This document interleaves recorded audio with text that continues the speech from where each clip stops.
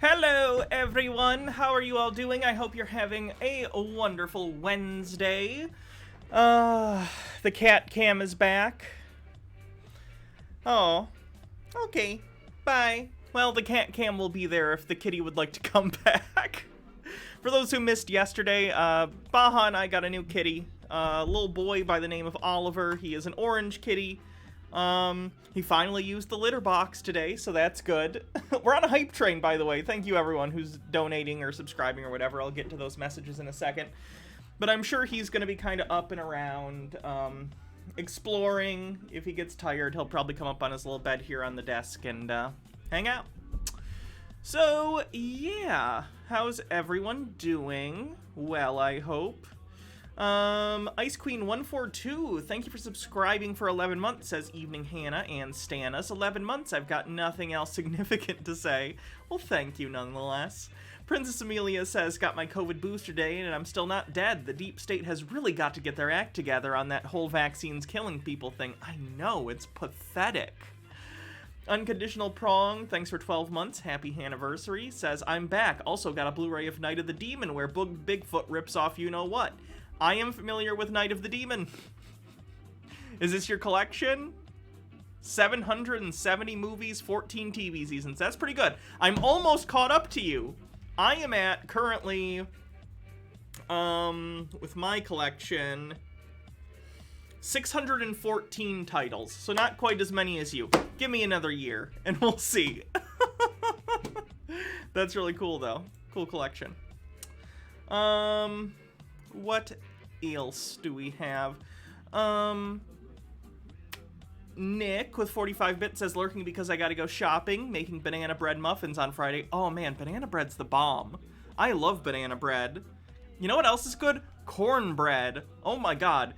Maybe I just like carbs. I don't know. Sorry. Bittergrim with 50 bits says bits for Oliver. Monster Jr., thanks for 9 months, says a stream baby, and it's my birthday, Danzi. It's funny you bring that up. Danzi has written a 12th Trump song. Hydrate. Happy birthday, by the way.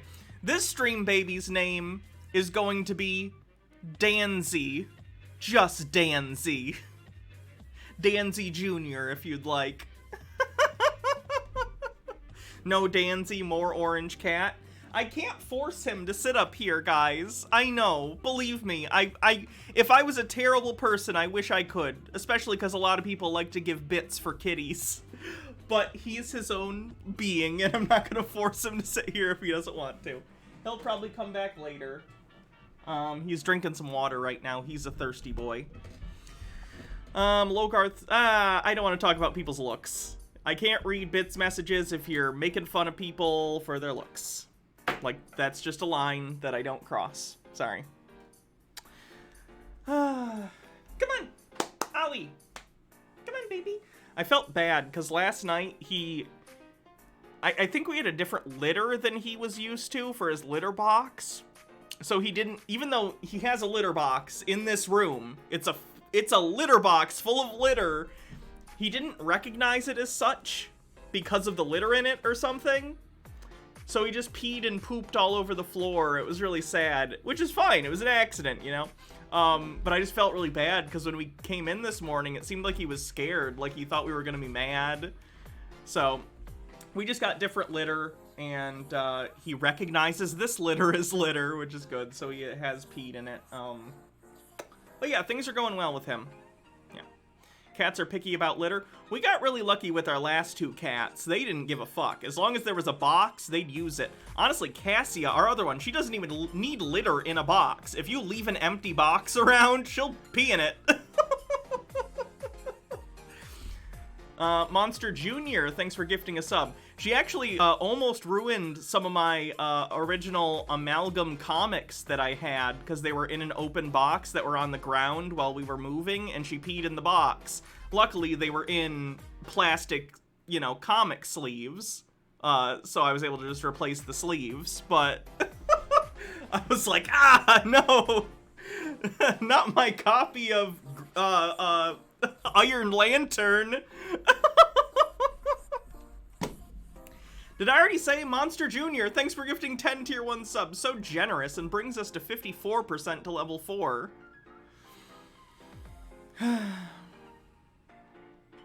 Styx says Mitch McConnell should be ousted from the GOP because he's singing a different tune on January 6th. That's kind of funny. Maybe we'll cover that if we have time. We haven't covered Styx in a while. Baby! Hey, no. Maybe don't go in that box. I got it. Hold on. One sec. Sorry. Ugh. Hey! What's in this box? Oh! It's an honor. It's a tiny honor. There was like a Beanie Baby in that box that he wanted. Come on, Ollie. Kitty! Come here, kitty! Okay, anyway, until Oliver, or unless Oliver comes back, I'm gonna switch the cat cam off. Where is that one? Let's see. Here we go.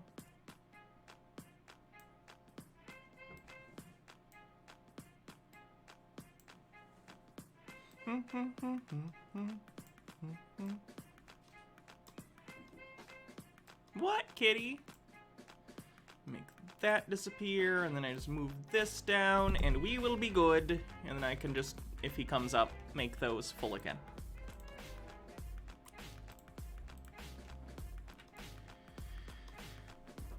Oh, hey, kitty. Ow. Ouch. Oh, good. You're gonna come back right as I... That's good. Thanks, kitty. Well, I should just be able to turn these back on. Yeah. Although I gotta change the order. Hold on. Where is the chat? Ugh, gotta move that under.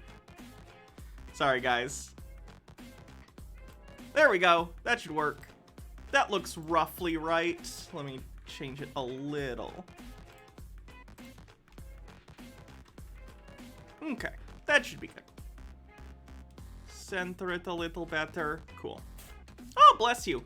Oh, he was sneezing blood today, too. It sucks. He has feline herpes, and when he gets stressed out, it gets really bad. Hold on, let me turn this music off. We're at 76% to level 4 with a minute left. So he has feline herpes, which, if you don't know, most cats in the United States have. If you have a cat, more likely than not, they have feline herpes. A lot of them are born with it. In fact, 2 of our cats that we know of have feline herpes. We haven't had the third tested. She hasn't shown any overt symptoms. But when Lupine gets an outbreak of her herpes, it's in her eyes, so she gets like really like a lot of eye goo that we just have to deal with.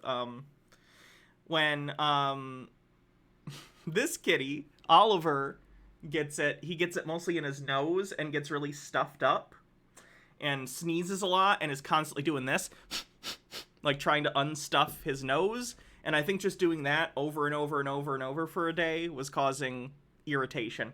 So we got some stuff for that. He does have medicine for it that's supposed to help make it better that we're giving him. The foster parents were aware of all that and let us know. And once he's a little less stressed, he's already feeling less stressed. The major stressor was the car ride. He gets sick in the car.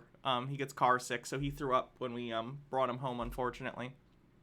But, yeah, he's doing good now, though. He hasn't sneezed blood since early this morning and last night, so I think he's already doing better. Old enough to know better now. Thanks for gifting 3 tier 1 subs, bringing us to 32% of level 5. Kitty. Alright, so, sorry to do this, but it's someone's birthday, and they asked, so I think we gotta watch the newest Danzi song. Welcome to Danzi Singing channel.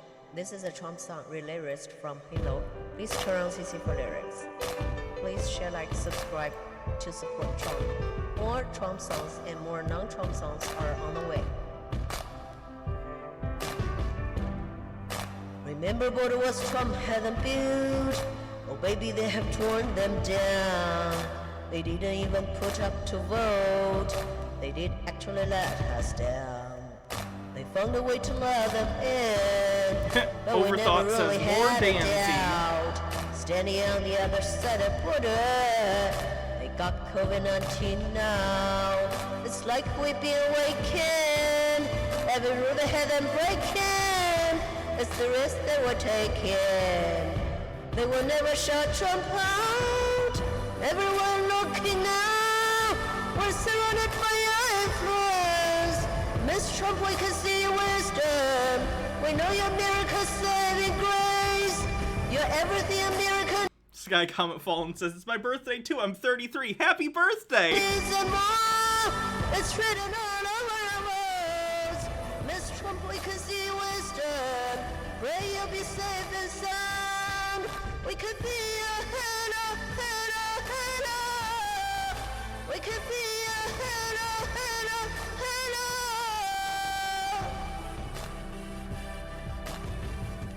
Hit us like a ray of sun, burning through January 6th.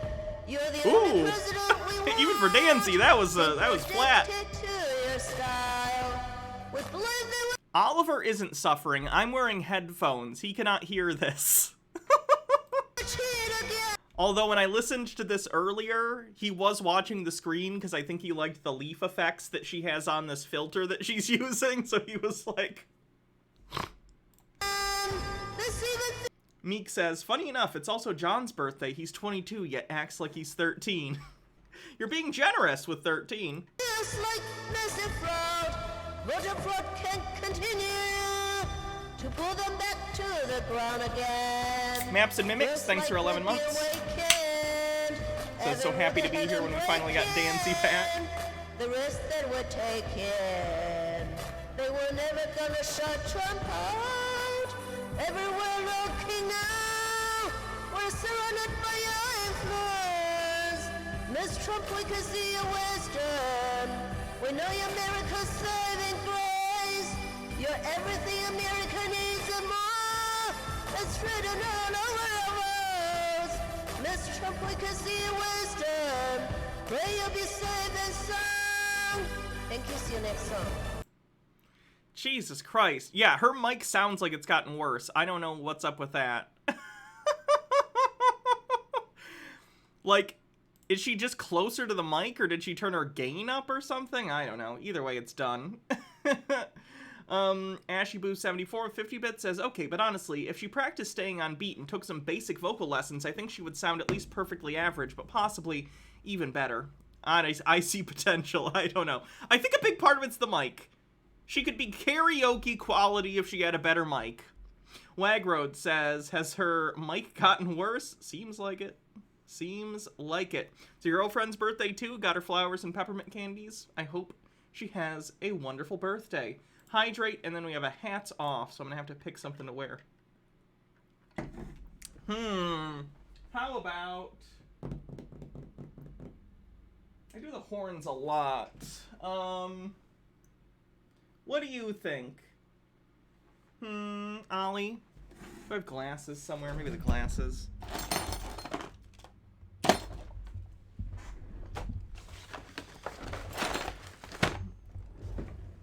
The mic does not help her? No, it hurts us too.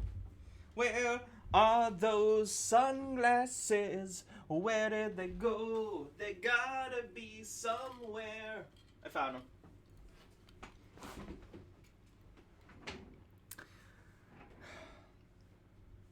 Alright. So, let's get this party started. Thanks everyone for the hype train. Appreciate it. I think we got close to level 5, but not quite. Still, very close, so I appreciate it very much, as does Oliver, our baby. The stream baby. Here is a star for you, baby.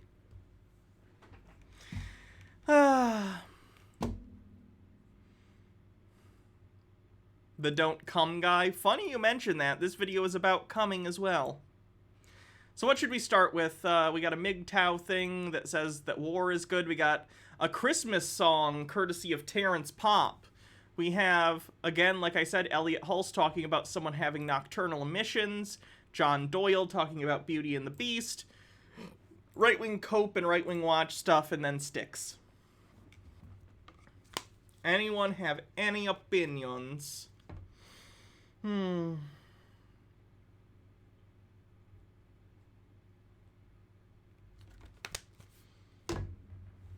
lot of people are saying Styx, surprisingly.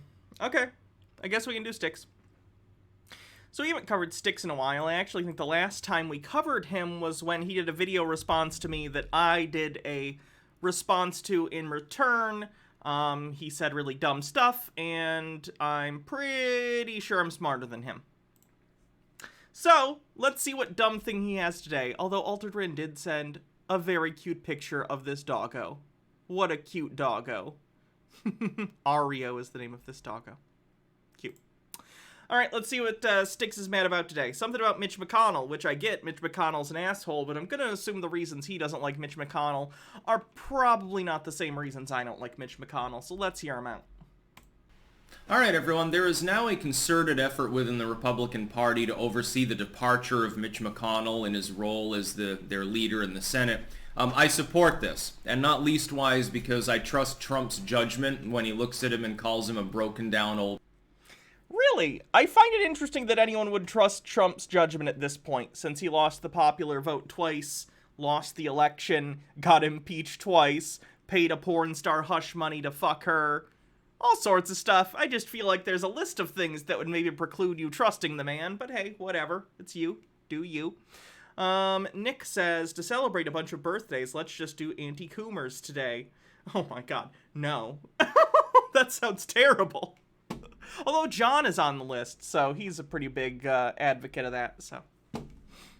Old crow, which, by the way, is hilarious as well. Very mimetic. And there's a cat hair floating around everywhere here. It can't be helped because cats. But Mitch McConnell, he's a sleazy politician. He is a rhino, but he's a strategically minded rhino. He's not a rhino. He's literally been the Republican, Senate leader every time they've taken control of the Senate, or the minority leader in the Senate for a really long time. If he's a rhino, then almost no Republican is a real Republican. Doesn't really make sense. Sky Comet Fallen says, F Moscow Mitch, give him the boot. I know the one good thing about Mitch McConnell, and he was very helpful with Trump, for Trump on this issue, is procedural in nature. Ramming through court justices and nominees and so forth. Biden still has problems filling those slots. I like how he was talking about, oh, you got 46 judges put in the other day, and it's so great. Yeah, because Ted Cruz cucked. Effectively, he should be kicked out too. Another reason I would never vote for him. Anyone who votes against my personal interest is a cuck. Mike Max with an Instagram link says, found the perfect gift for call. Oh my god. Funny. You don't need a spineless president. That would be a bad idea. That would be like going back to the Bush days or something like that.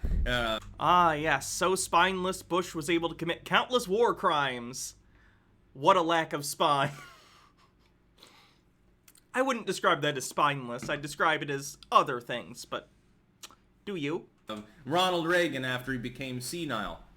Hey, let's get Herbert Walker back in there. What a great job. That skeleton could do a better job, by the way, than Biden anyway, would than Ted Cruz. Mitch McConnell, though, at the end of the day, is a backstabber. Apparently didn't remember where his meal ticket was coming from. His relationship with Trump was very tenuous, and now how can you have a leader of the Senate, in a presumably Republican Senate, when you'll likely have a president who'll be at odds with him? Doesn't even make sense. Procedural be damned. Okay, the Senate can still function in the sense of appointing, ramming... Is Styx just assuming that both McConnell and Trump will not only both be alive in 2024, they're both old guys and not the healthiest, and secondly, that Trump will definitely win in 2024. Now, I'm not saying that's not the case. I've seen people in my own chat and stuff that I disagree with who are like, yeah, run Trump again and he'll lose again. 80 million people voted for him last time, guys, or 60 million, I don't remember the exact number. No, 80 million was the fake number QAnon people came up with, sorry. I think he was in the high 60 million or something. Too many people voted for him. Anyone who thinks Trump couldn't win in 2024 is deluding themselves the same way people were in 2020 when they're like, no way Trump wins. So, no, it's possible, but I also don't think it's fair to say he will definitely win, especially considering he's been alienating some of his conspiracy-minded audience by talking about him getting himself the booster shots and promoting vaccines and stuff. He hasn't been promoting vax mandates, however, he has been saying, you know, I took the vax and whatnot, which a lot of QAnon people don't like. Now, is the majority of Republicans QAnon? No, the majority of them are not. However, are enough of them of that persuasion that it could keep him from winning? I don't know, maybe, if it was a tight margin. So I don't know. We would have to see who the Dems run in 2024 if Biden does actually try and run again, which I think would be stupid. He was too old to run the first time. I really don't want him to run again, and Kamala isn't likable. Not to mention the fact that a lot of people in America don't like the idea of a woman as president, and she's not white, which unfortunately a lot of people in America are racist, and those are just aesthetic issues, not actual issues in her policy, which there are. The point I'm trying to make is this. It's possible Trump will become president in 2024, but it's also quite possible he will not, due to a variety of factors. Assuming that he would is kind of silly. Hydrate. Here's a fun clip of Benny Boy, says Tube Man. You are supposed to just mirror the perspective of the article. You're supposed to mirror the idea that this person used to be a woman and is now a man. So over the weekend, I was rereading 1984. And you are supposed to just mirror... 1984 literally said the 2 minutes of worshiping girl cock. True facts. Tube Man says, yeah, I think Trump will win a 49-state landslide. Do you wear a beanie often? I think I recognize you. When is a candidate not being likable stopped the DNC? Oh, I know. I would find it decently likely that they'll push for a Kamala ticket if Biden doesn't choose to run again. And I think that would be a huge mistake. But the Democrats are really good at making mistakes. Or mistakes on behalf of their donors. Would it be cool with Bernie running again? I would prefer him find someone that he likes a lot and who shares a lot of his positions and then backing that person, campaigning with that person. I like Bernie, but I do not want people this old being the president. I just don't. Even though I agree with Bernie, he's too old. He's too fucking old. He just is. Find someone else. Marcus Drake with 50 bits says, if we're going to run a black woman and risk backlash, at least run Barbara Lee, not Harris, and then that catches us up. AOC 2024, no, you should wait for that. AOC is toxic to a lot of America because they see her as a radical. So you need to wait another 15 to 20 years, assuming she's still in politics that long. I hope she is. Let the older people kind of filter out of the electorate via natural death. And then when younger people who are more comfortable with left-leaning ideas become more and more part of the electorate, then I think she's a good choice. But running her in 2024 would be foolish, in my opinion. It would be very, very foolish. Going through nominees. Buttigieg might be a thing, yeah. That wouldn't surprise me. They've pushed him pretty hard, too. And stuff, but what else will you accomplish? And by the way, how old is Mitch McConnell? He's had all sorts of health issues. Do you remember? Let me see.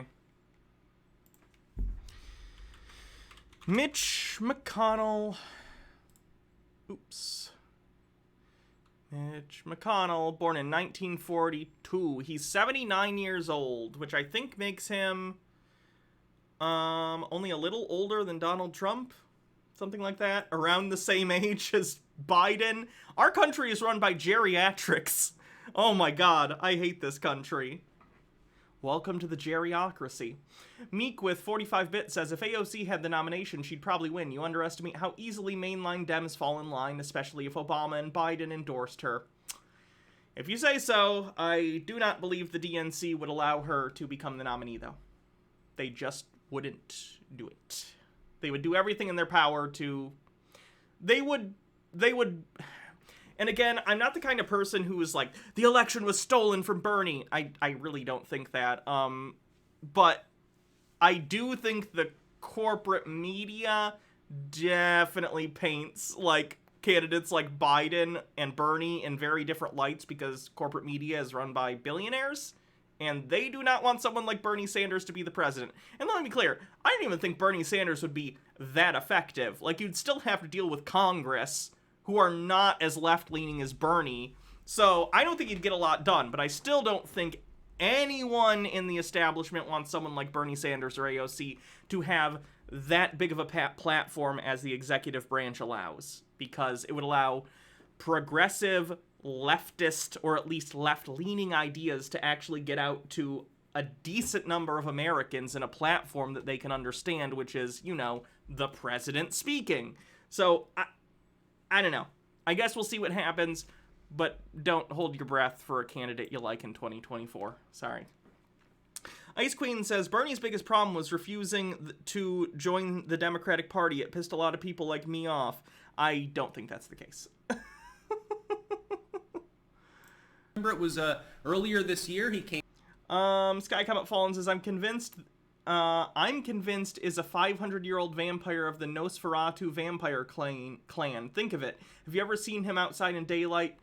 Too long didn't read. New conspiracy theory, Mitch is a vampire. I don't think Mitch McConnell is attractive enough to be a vampire. Vampires are generally sexy. You know, like Nosferatu. Came out, his hands were all bandaged and bruised and shit, and we never did get a full explanation of what the hell happened. The dude's not in the greatest of health. He's old. He's outlived his usefulness. I hate to tell you this, but at some point, you know, you should probably fucking just retire. And if the Republicans don't want him, of course he won't be in that role. I mean, McCarthy, he's having potential problems as well within this same schism. It would be better to have a populist leading the Senate. It would be better to have Rand Paul, honestly. Although... Oh my god. Oh, I'm going to wake up in a cold sweat tonight with that thought. The funny part is, Trump probably would put Ted Cruz in there. I would oppose it. I think that'd be a bad idea. Although, again, the procedural side of it... Hydrate. As far as negotiating and getting your way by reading through the rule books over and over again, you could do worse than Cruz. It'd be better than Mitch McConnell. At least he pretends to like Trump. I think that it's one of the... It's very important for Congress to pretend to like the president that's of their party. They're separate branches for a reason, dude. No. Loyalty is not the name of the game necessarily within electoral politics. We have 3 separate branches for a reason. They're not supposed to just be loyal to each other. They're supposed to serve their own roles faithfully. Those situations where it's like an Ann Coulter thing, where it's a very fair-weathered, tenuous friendship. Mitch McConnell doesn't even make any pretense anymore. I have no doubt, by the way, that behind closed doors, Mitch McConnell was having aides leak things from the White House and concoct stories. I think Mitch McConnell was more... It wouldn't surprise me. Donald Trump is, like, really, really toxic to the Republican brand for younger people. I get older people like Trump for some reason. It's probably the lead poisoning. But younger people, they're like me. Think about this. Seriously. The Republican presidents that have been in office my life have been George W. Bush and Donald Trump. And those are my perceptions of Republican presidents. And then if I look back historically, we have the first George Bush, we have Reagan, we have Nixon. The Republican brand does not look very appealing to people who aren't, dog shit. Nick says he cares about a country he fucking left. I know, he doesn't even live in the United States. It's really funny. More likely Trump or DeSantis in 2024? It might be Trump DeSantis 2024, honestly. Good Lord. Oh, that'll be bad. Not looking forward to the next electoral season. It's conflicting, honestly, because I get incredibly stressed out during election season, which in the United States is like all the time. It's like, feels like most of the time is election season. But it's also part of my job, and normally views go up during election season, so it's good for me professionally. Personally, it is incredibly damaging to my psyche. I picked a weird job. The source of some of that than the Democrats were. Because he basically is a Democrat who looks like Yertle the goddamn turtle. Procedural genius. Strategically, though, while I would have said years ago, okay, strategically he does pretty well as the Republican leader in the Senate, that sort of falls through. Because he burned all bridges with Trump, and now Trump is trolling him every day and calling for his ouster. Well, I would side with Trump on that. McConnell's been in the Senate for quite some time. He's been leading the Republicans for quite some time. Ultimately, there's not a whole lot to show for it. Yeah, that's his whole thing. Mitch McConnell's whole job for his entire tenure has been stopping legislation from happening that is in any way positive. The only thing Mitch McConnell wants is tax cuts for the wealthy and corporations. That is what he has been paid to do, Styx. Do believe that he did very, very little to muzzle the Republicans when they were standing in the way of Trump's agenda. An agenda that at first you had the votes, you had the votes, you had the capability strategically to get things through. You had the ability to pass things that were popular, like, hey, let's defend the border. That's a popular suggestion. I don't believe spending billions and billions and billions of dollars on a useless border wall is a popular position. Marcus Drake says, not a whole lot to show for it. Looks at Supreme Court. Oh yeah, that too. Federalist judges. Woo! Thanks, Federalist Society. I don't hate you at all. It's not unpopular, the idea that you should have a fully functioning southern border in the United States. The United States has one of the longest contiguous borders on the planet. This is a natural result of the geography of the country in which we live. I do not care if people from Mexico want to come to the United States or other people from Central America or anywhere else. I just don't care. I really don't. I don't care. I do not care. It is not a problem for me, and I know it's not a problem for, like, most of my audience. Tax relief was popular. What did Mitch McConnell do when the legacy media and big tech kept pushing Big Lie 1.0, which was the tax breaks are only going to help the millionaires and billionaires? They did, because the tax breaks in that bill explicitly were set to expire for the middle class in 2021, which they did, but the tax breaks that were there for wealthy and corporations were indefinite. That was the entire point of the bill, is to give people tax breaks up until 2021.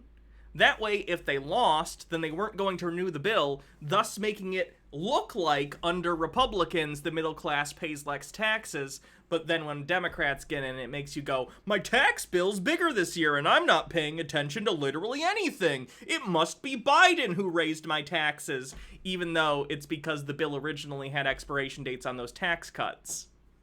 It's a fucking shell game. They're conning people, you idiot.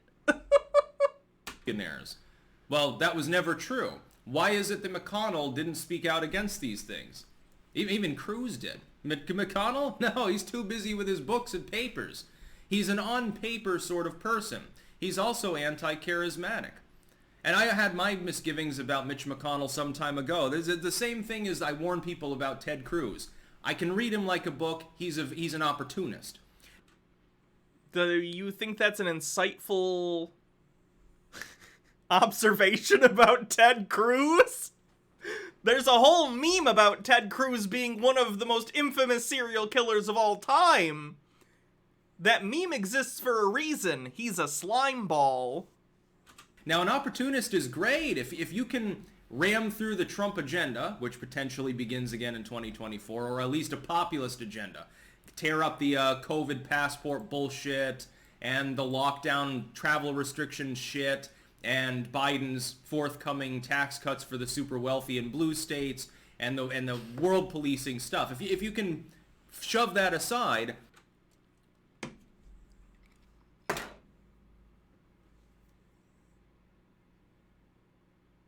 did he just say Biden was going to cut taxes for the wealthy? And he said that it's a bad thing, even though that's literally the major piece of legislation that happened under the Trump administration. Roblox. I'm going to Roblox. Sky Comet Fallen says, is there a cabal running the world? Mitch is definitely their middleman. Or if there is. Nick says, should have warned us about Ted Cruz before he did all the Zodiac killings. Stone Corbell says he said in blue states. Yeah, I don't even know what the fuck he means by that one. Using an opportunist who's just tactically skilled to do so because they're self-serving and they think it'll benefit them, that's great. The problem is the second they think it'll make them more money or get them more votes, screwing you and stabbing you in the back, that's what they'll do. And Mitch McConnell has done that multiple times. There are now multiple Republicans calling for him not to be the leader in the Senate. It should be all. There are also multiple people calling for Nancy Pelosi to be replaced, which has been happening for a long time. There are always people within their parties that are going to want the speaker or leader changed. It's going to happen. I don't think Mitch McConnell's going to get removed until he decides to retire. I just don't foresee it. There are so many establishment Republicans still in the Senate. I just don't see it happening.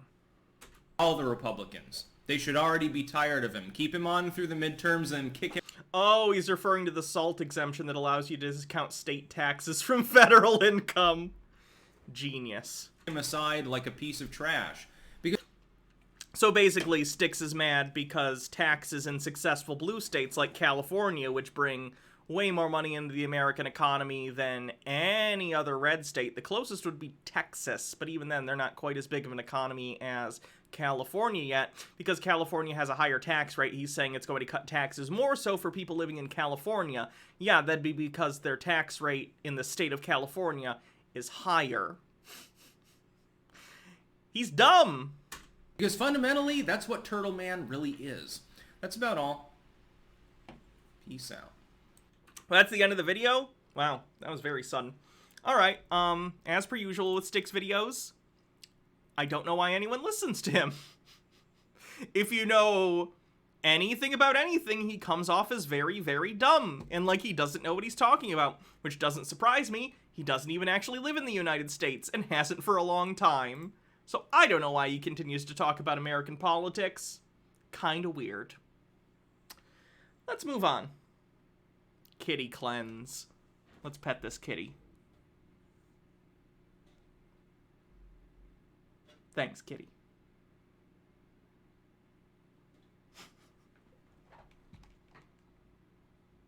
Yeah, Styx is associated with various alt-right or outright white nationalists.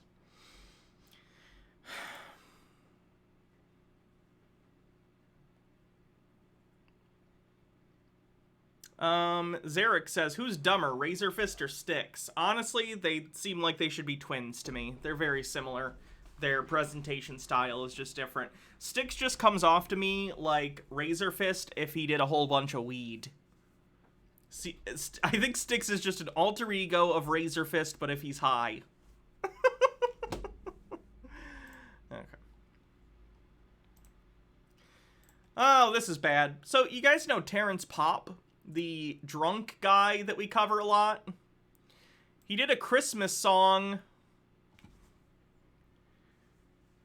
and I assume he thinks this is the height of comedy. It's not, like... How do I put this? It's not inherently right-wing, except for the fact that there's no comedy value in what he's trying to do, which is pretty darn right-wing. So let's watch this and see how a man who looks like he's almost in his 50s has the sense of humor of a 10-year-old boy.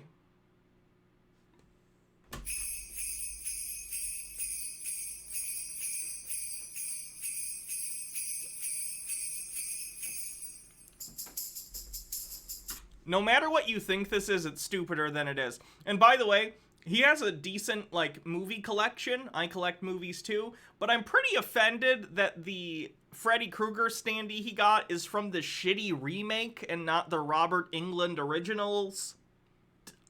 If I saw that at a store, I wouldn't buy it. Even though I love Nightmare on Elm Street, I'd be like, oh man, I wish this was based on Robert Englund and not the shitty remake one. Oh, he flosses. He flosses.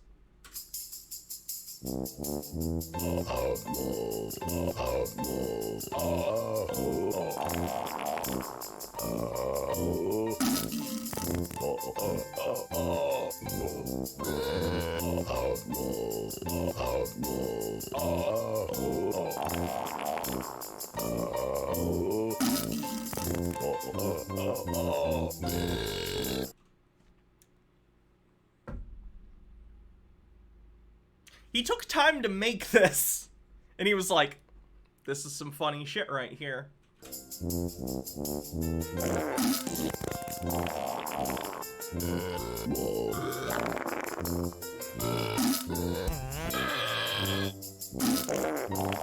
How old is this man? Physically almost 50, mentally 10.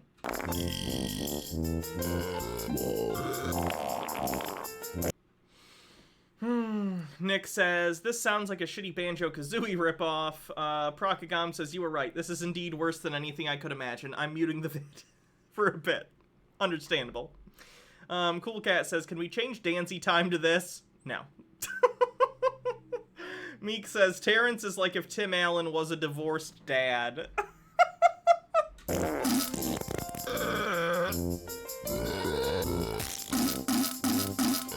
Is this all it is?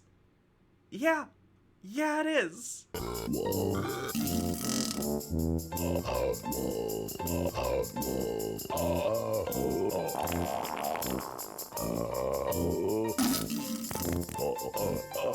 Why would you fart into a Pringles can?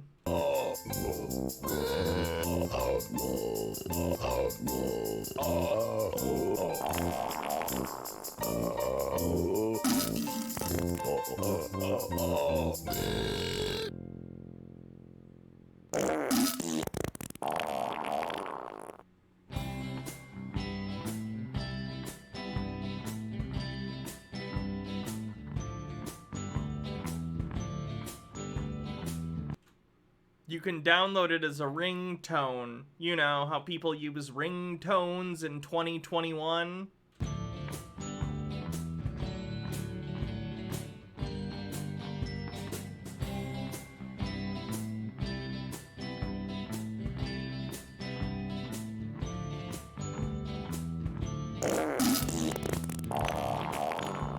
Come on, man.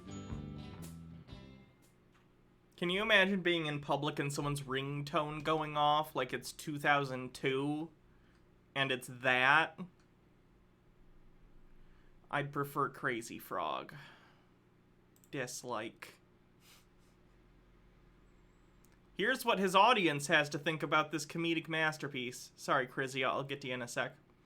Pop, don't ever change. This was gold.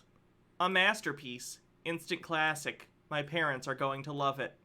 Thanks for the laugh this Christmas. Definitely sharing with family. Great video, guys. Now I'm afraid to open a Pringles can during the holidays. Merry Christmas, you filthy animals. Amazing! Feels bad for the editor, though. That must have sucked. Farts. Genius. Anyway. Crizia said, at least when Animaniacs did this, they stuck to burps. And at least Animaniacs was made for children in the 90s.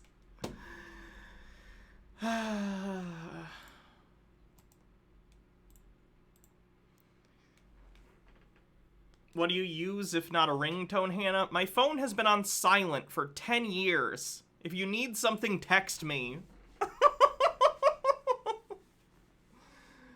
Ugh.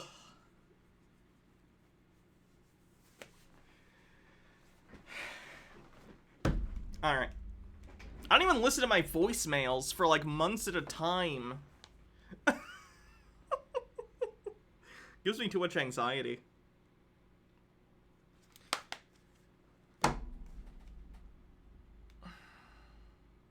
Okay. I always get so anxious when I go to check my voicemail and I have a bunch of voicemails, and then every time it's only spam calls. I rarely get calls from anything important. It's only ever spam, but I always get nervous when I'm about to listen to my voicemails. Narnindi Owl says, this great mighty poo from Conker's Bad Fur Day would blow these people's minds, and that's like 15 years old now. Hydrate. Okay.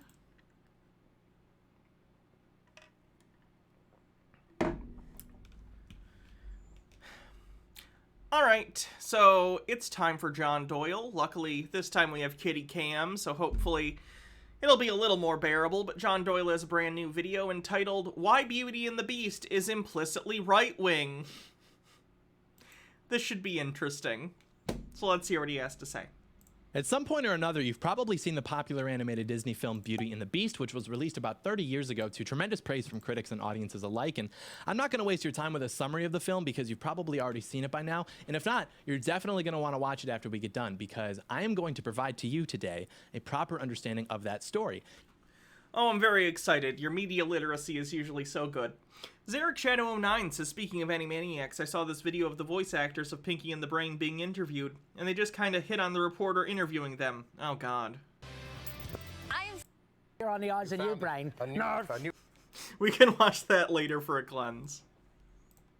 And the first thing to kind of keep in mind before we get started is that how much time we spend with each of the characters, which perspectives we see them from, what we see them doing, what we don't see them doing, all of these things affect our perception of the story, who we sympathize with, who we're rooting for, etc. And Beauty and the Beast utilizes this quite well in order to push a radically feminist and destructive agenda that attacks masculinity, it attacks order, civilized society, strength, among many other things. There really just are so many important themes in this film that we have to discuss.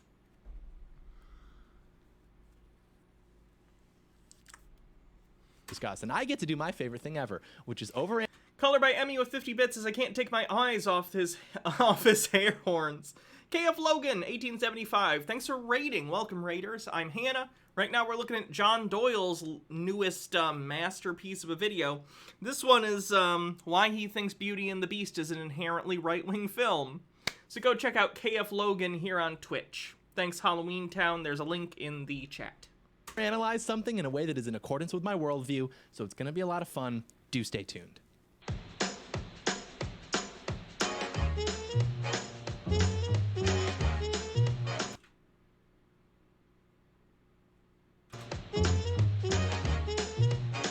Sorry, I was trying to read what the side of the car said.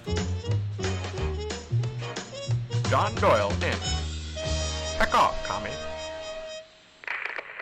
Hello there, ladies and gentlemen. Welcome to Heck Off Commie. This will be the final video of the year, so Merry Christmas and a Happy New Year to you all. My birthday's on the 22nd, so remember, you have to be nice to me, but we've got big plans in Happy birthday, John. store for 2022, but I figured that this would be a good note to end the year on because it does outline a very practical political ideology for us going forward, which of course is neo-Gastonism.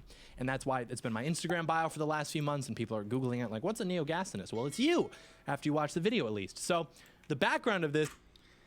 So, I kind of assumed this was going to be what was going to happen, but it appears that John is unironically going to side with the antagonist of Beauty and the Beast, the cartoonishly chauvinistic and evil Gaston, who literally has a song about what a big piece of shit he is and how much he thinks better of himself than he actually is.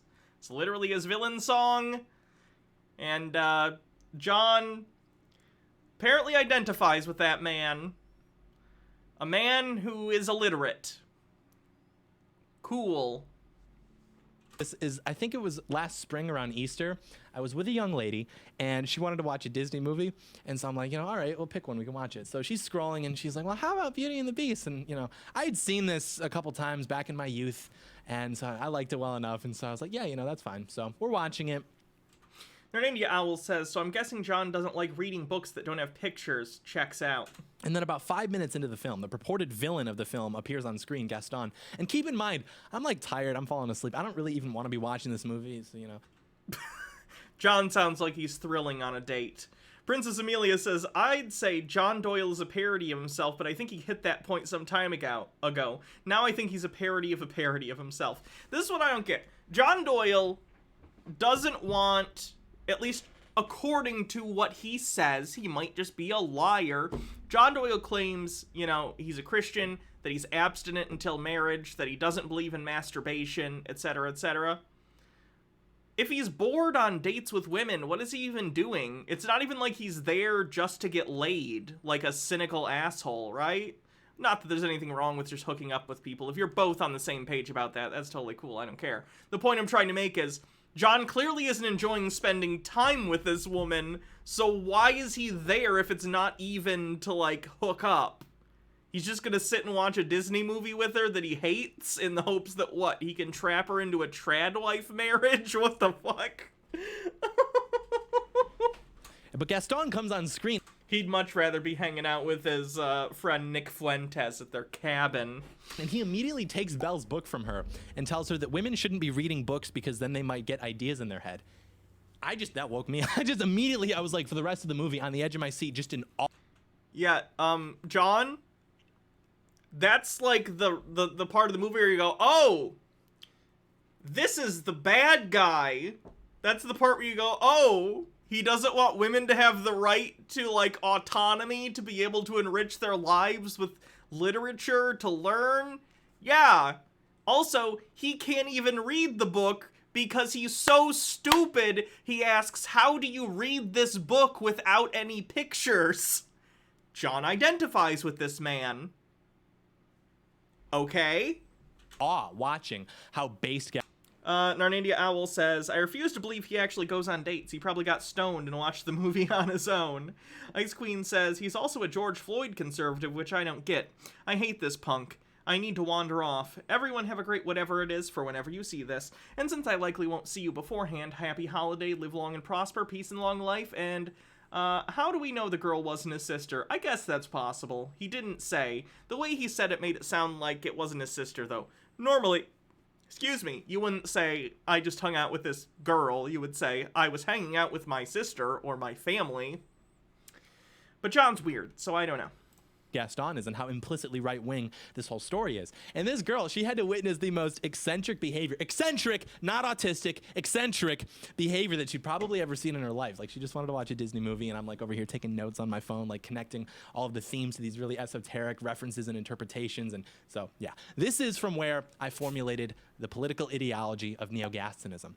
And it's important to remember that what we talked about in the beginning, how even with stories, our perceptions of them are often forced in order to manipulate certain outcomes that might influence our future perceptions or decisions. So anyone who watches this... That was a really verbose and pretentious way to say stories have morals that are supposed to teach us about how to live our lives.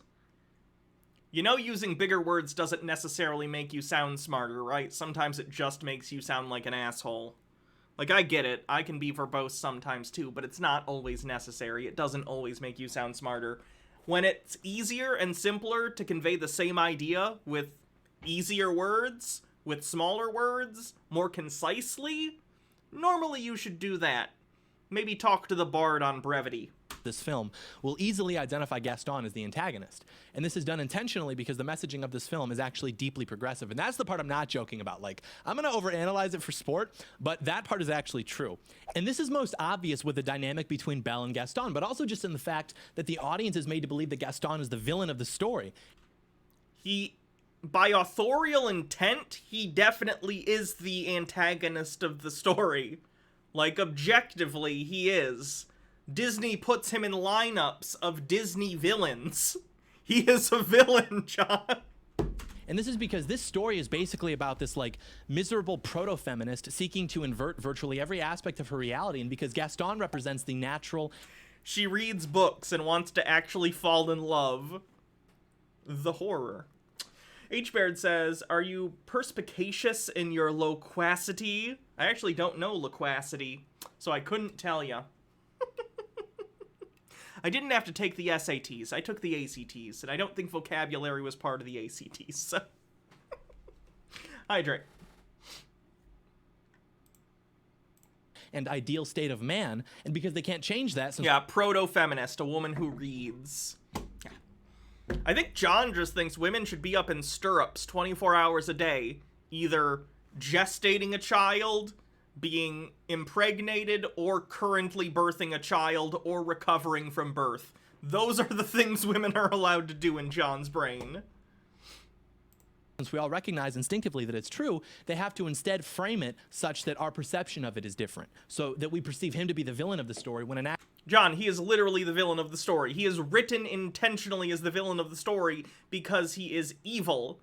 He is intentionally hurting our protagonist and doing things that are against the protagonist's free will. The protagonist, Belle, wishes to live her life independently, or at the very least enrich her life through literature, which she loves very much. That's very clear in the movie, that literature is something that moves her, right? It's in the beginning song, Provincial Life, or whatever the name of the song is, and it's all about her wanting to get out and see the world, that she explores through the world of literature because she can't go anywhere and do anything on her own because she must stay and take care of her eccentric father.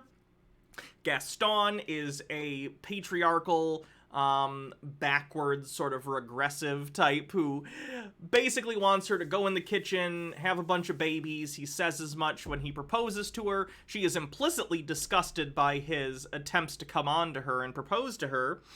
He doesn't understand why, because like John Doyle, he has no idea what women are like or what other human beings think. She then goes out to find her father after he travels, gets trapped with the beast. They do their thing, they fall in love, whatever. Gaston, not wanting to be denied what he wants, a woman that he views as a physical sex object and an object that he can use to sire children, take care of his house, whatever, not seeing her as a person with agency, then tries to manipulate the situation into forcing her to be with him by having the townsfolk rile up into an angry mob to kill the beast and deem her father insane, throw him into an insane asylum, thus giving her no other avenue for survival other than to marry Gaston. He is literally a fucking psychopath who wants to manipulate an entire French province into doing his bidding so he can fuck a woman who is disgusted by him. And John views this man as a hero. Joey is strong with 200 bits, says he's stealing Jordan Peterson's shtick. Meek says, being masculine is when you blackmail a woman to marry you. actuality, Gaston is the true protagonist of the story. He's the true hero of Beauty and the Beast. And so we have Neo-Gastonism, which is a very simple ideology inspired by the actions of Gaston throughout the story. And it has three tenets. Number one, women aren't allowed to read. Number two, eat lots of eggs. And number three, beat the shit out of furries. It's simple, yet effective. So that's my... A furry killed the shit out of Gaston, so... Just saying. Political platform. I'm a neo-Gastonist. We've restocked the merch store for the end of the year with a few new designs, one of which, of course, being inspired by the political ideology of the future, which promotes traditional gender roles, an early form of raw egg nationalism, and, of course, war against degenerate sexual behavior. And this is, of course, neo-Gas. It's interesting to me that John's strategy appears to be hiding his shitty arguments and opinions behind 7 layers of Zoomer humor. It's like he thinks that an appropriate... Instead of actually making good points, he just shit posts and assumes that's good enough. And the worst part is, his audience is stupid enough that he's right. It's a bummer. Fascists are real fucking dumb. Can I link the video? Yes, here you go. You could probably report the beating the shit out of furries thing if you wanted. I'm not gonna, but, you know. I'm not your mom. iMiracle165, thanks for 5 months, says, hi everyone. Hello. Thanks for subscribing for 5 months. Cynicism. So go check out the new designs. Late Christmas present idea, maybe. We've also got a white boy winter design that should be up there by now. It's a white boy skiing and kicking up snow onto George Floyd, who's stuck in a snowman. So you're definitely going to want to check that out. Classy. But anyways, I am going to give a summary of what the story is actually about, and then we'll go through and analyze the whole thing. So basically, when you view this story objectively, it becomes very clear. I actually appreciate, I agree, Nearest Crowhill, I agree. John Doyle fans there should be a law that mandates them to wear John Doyle merchandise at all times, so everyone can give them a very wide berth, so people don't bother wasting their time and energy interacting with these people. I would tend to agree.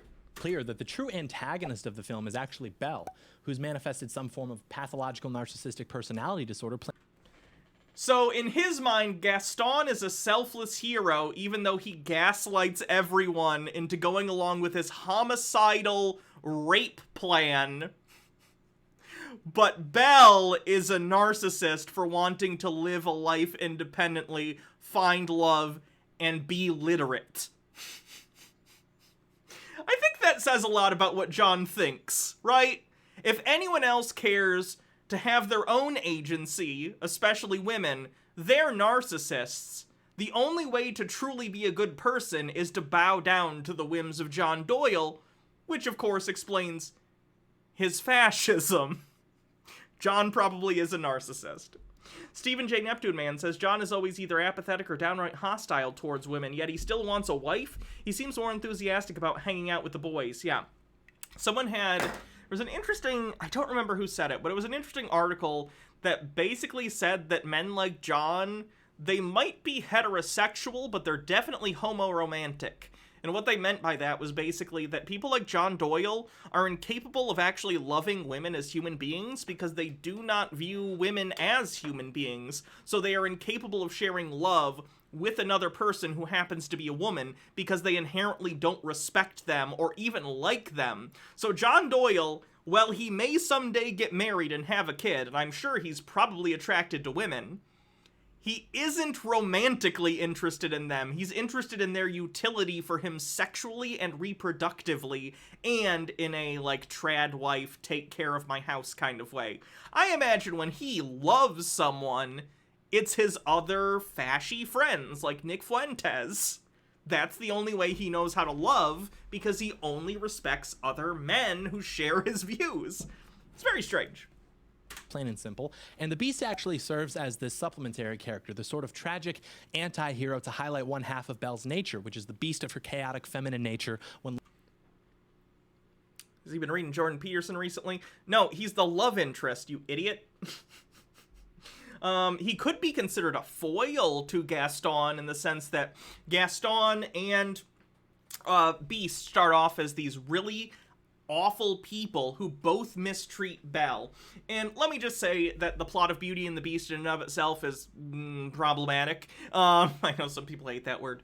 Problematic in the sense that if you look at the story in a certain way, it's basically about someone learning to love their abuser and someone who has captured them. But again, I don't think that's the authorial intent necessarily, at least of the Disney version specifically, but these days it kind of comes off like that.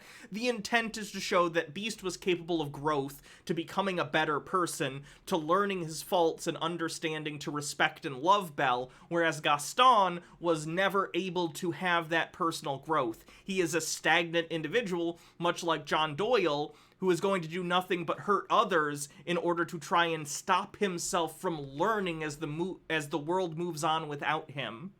Gaston is a prototypical reactionary. Belle is, I guess in some ways, a feminist in the sense that compared to her village, she wants to do more than the other women there. She wants to read, she wants to explore the world, she wants to, better herself as a human being individually before getting into a relationship. Gaston, being a reactionary, sees this, and instead of accepting that other people have different wants that are different from both his preconceived notions of what they might want, but what society might see as their wants and needs, instead of accepting that and allowing other people to grow in ways that he didn't expect, he says, no, you're not allowed to do that. I am going to move heaven and earth in order to stop you from being able to do things that I view as immoral within my own limited, backwards framework. That was a lot of words for what I was trying to say, but I think you understand.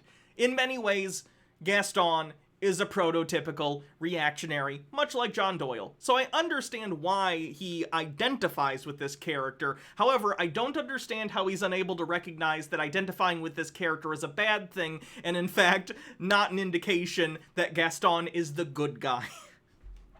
Narnindi Owl 45-bit says they want women and kids for status, nothing else. Like my dad, yes. Vault 319 says, I highly suggest Cinema Therapy's video on Beauty and the Beast. Okay. Left unchecked. And so the true protagonist of the story is actually Gaston, who represents the beauty that Belle could experience if she were subject to the natural order of things under Gaston's authority. And so the title, Beauty... It's interesting to me that he says that he believes that Gaston's view of the world is the natural view of the world, and it can't be that Gaston's view of the world is informed by something negative. Gaston cannot just be backwards and limited in his worldview. It must be that Gaston's worldview is the naturalistic one. Why would that be the case, John? Justify that outside of the fact that you already view hierarchical systems that put women down and don't allow them to have agency as natural. Justify that position. Beauty and the Beast, properly understood, is not the beauty of Belle and the beastly nature of the prince who's under a spell, but rather the two directions in which Belle's energy can be channeled. I know he's not going for authorial intent here, and let me be clear, I don't have a problem with that. You don't have to give a shit about authorial intent when you're doing an analyzation of any text, whether it be a book or a movie or whatever. In fact, I find it much more interesting to completely divorce yourself from what the intent of the text was and just look at it as its own thing and try and derive your own meaning from it. I think that's what makes literature and film and any kind of media special.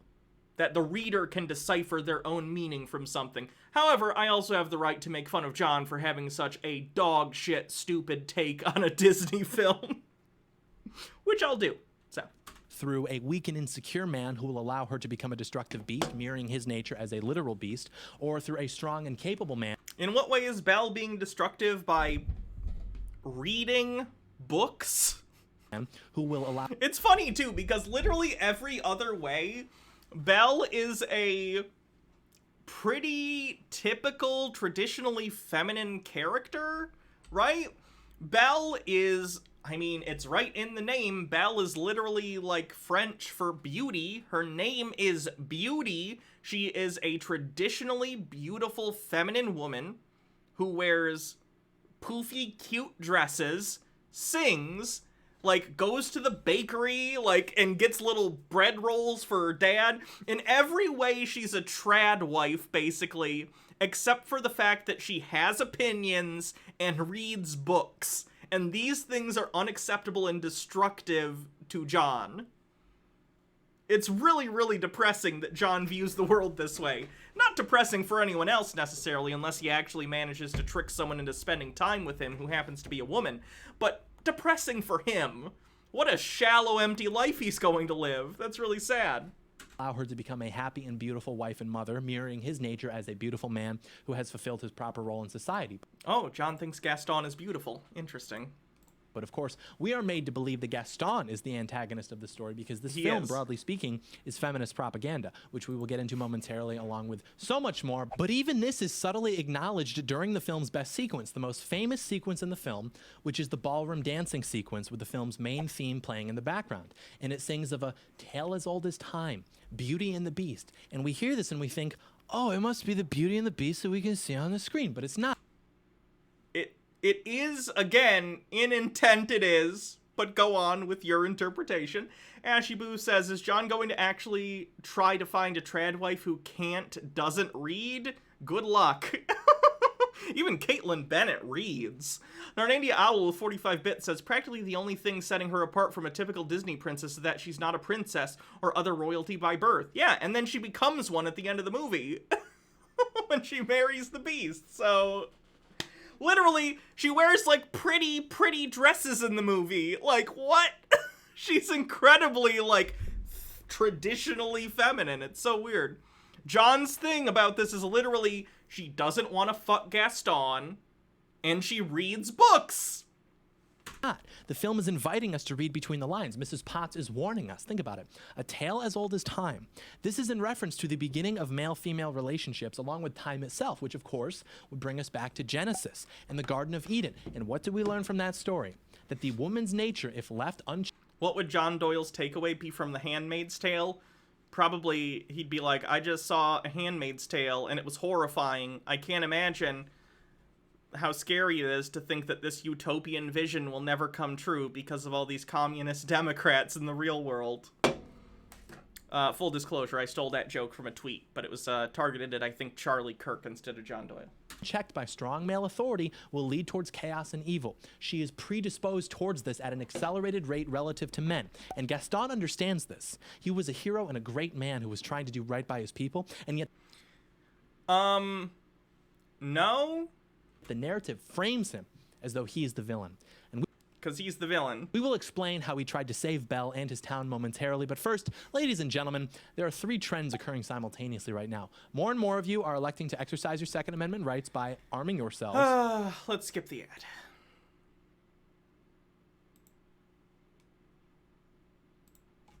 Every holster, a lifetime guarantee. If it's not a perfect fit, send it back for a full refund. We the People holsters. H. Baird says, is there a Beauty and the Beast sequel where the French Revolution happens, suddenly Belle becomes a noble? Doesn't seem such a good idea. No, I'm pretty sure those are pretty separate events time-wise. Like, Belle, I'm pretty sure, is living in, obviously it's like fantasy Disney France, so it doesn't matter anyway. But it's like much earlier France than French Revolution France. Honestly, I imagine it's earlier France than even like France as we see in Hunchback of Notre Dame, and no one be like, in the background of Hunchback of Notre Dame you can see Belle. I know, it's just a reference. It's fine. The sequel is about a gay pipe organ. Yeah, it is. Tim Curry plays the pipe organ. Hello. Hi. John Doyle loves Beauty and the Beast. Oh, I've never seen it. And oh yeah, I can't even make jokes. Shit, we should watch Beauty and the Beast sometime. He likes the villain of Beauty and the Beast because he basically wants to assault Belle and stop her from being able to read. That seems about like John. Yeah. .com/Doyle, wethepeopleholsters.com/Doyle. Very epic, but we continue. So, we're going to go through the whole synopsis of the film right now so that I can prove... He's good. Just taking a little nap. Hi, baby. Hi. Did you miss your mama? Yeah. Oh, big yawn. So cute. I heard you were such a good boy and you used your litter box. Sorry, you can play that. I won't talk anymore. To you that the essence of the film is in fact a revolutionary leftist essence. What it seeks to do is promote the complete inversion. I'm sure the multi-billion-dollar Walt Disney Corporation in the 90s was very intent on telling a leftist message. Of reality. Also, feminism isn't inherently leftist, you dumb asshole. Is something that makes people happy, something to be celebrated. Woman above like liberals are also often feminist. Man, chaos above order, weakness above strength, etc. And if you're trying to recall the story, you might think it's basically about Belle. Yes, I remember those suffragettes back in the day with their sashes that said, weakness above strength, let us vote. The Beast, and then this Gaston guy keeps butting in, but it's actually more intricate than that. Because when we first meet Belle, she's lost. And this is because she has no male influence in her life to guide her. John, Belle is upset because the town that she lives in doesn't understand her. John, she's upset because people like Gaston continually come into her life and tell her to be something other than what she is, which is someone who likes to read and wants to explore the world. She doesn't have a problem. Her town does. Her father's weak, he's old. Which, by the way, they also learn a lesson through the movie. Again, watch the movie again. Which is why that relationship is established before the interactions with Gaston and the Beast even become larger parts of the story, because from the... And yes, she has a loving relationship with her father in the movie as well. Beginning. The whole story is about Belle desperately needing masculine guidance, and Gaston and the Beast are basically competing to occupy that influence in her life, but for very different reasons, as we'll explain. But remember...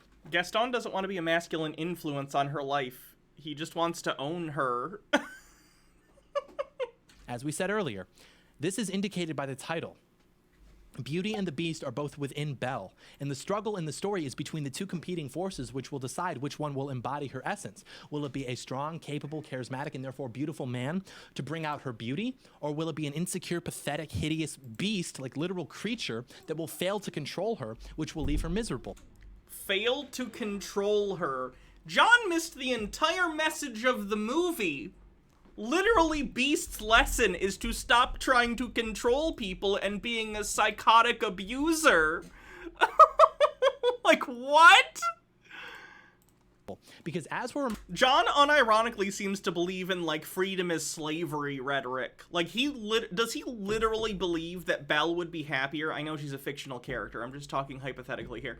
Does he believe Belle would be happy if Gaston, again, successfully gaslighted the town, killed the beast, whom she loved, and then forced her to marry him, effectively raping her, causing her to be trapped with him for eternity, not allowed to read books, not allowed to go anywhere, only take care of him and have children, effectively a slave and a sex slave, and John thinks she'll be happy. This is psychotic. This isn't even just fascist. This is fucking psychotic thinking on John's part. If he genuinely believes this, he needs a CAT scan. Meek says in his previous video, he literally says that freedom is slavery. You're right. He did, didn't he? reminded throughout the whole story, Belle doesn't know what she wants. She has no idea. She doesn't know what... She does, actually, John. Watch the movie. She does. The problem is not...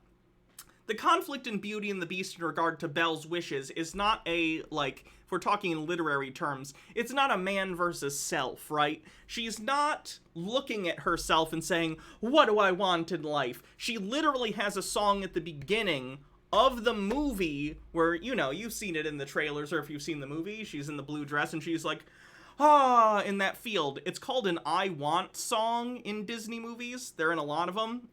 Ariel also has one in The Little Mermaid, the one where she's in that cave and talking about how she wants to be on the surface. Belle has a song about how she wants to leave this small town and go and find adventure. I want adventure in the great white nowhere, whatever the lyrics are. She knows what she wants. This story is not about woman versus self. It's about woman versus society, and then later, like, woman versus man in terms of her relations with the Beast and trying to get him to stop being an asshole.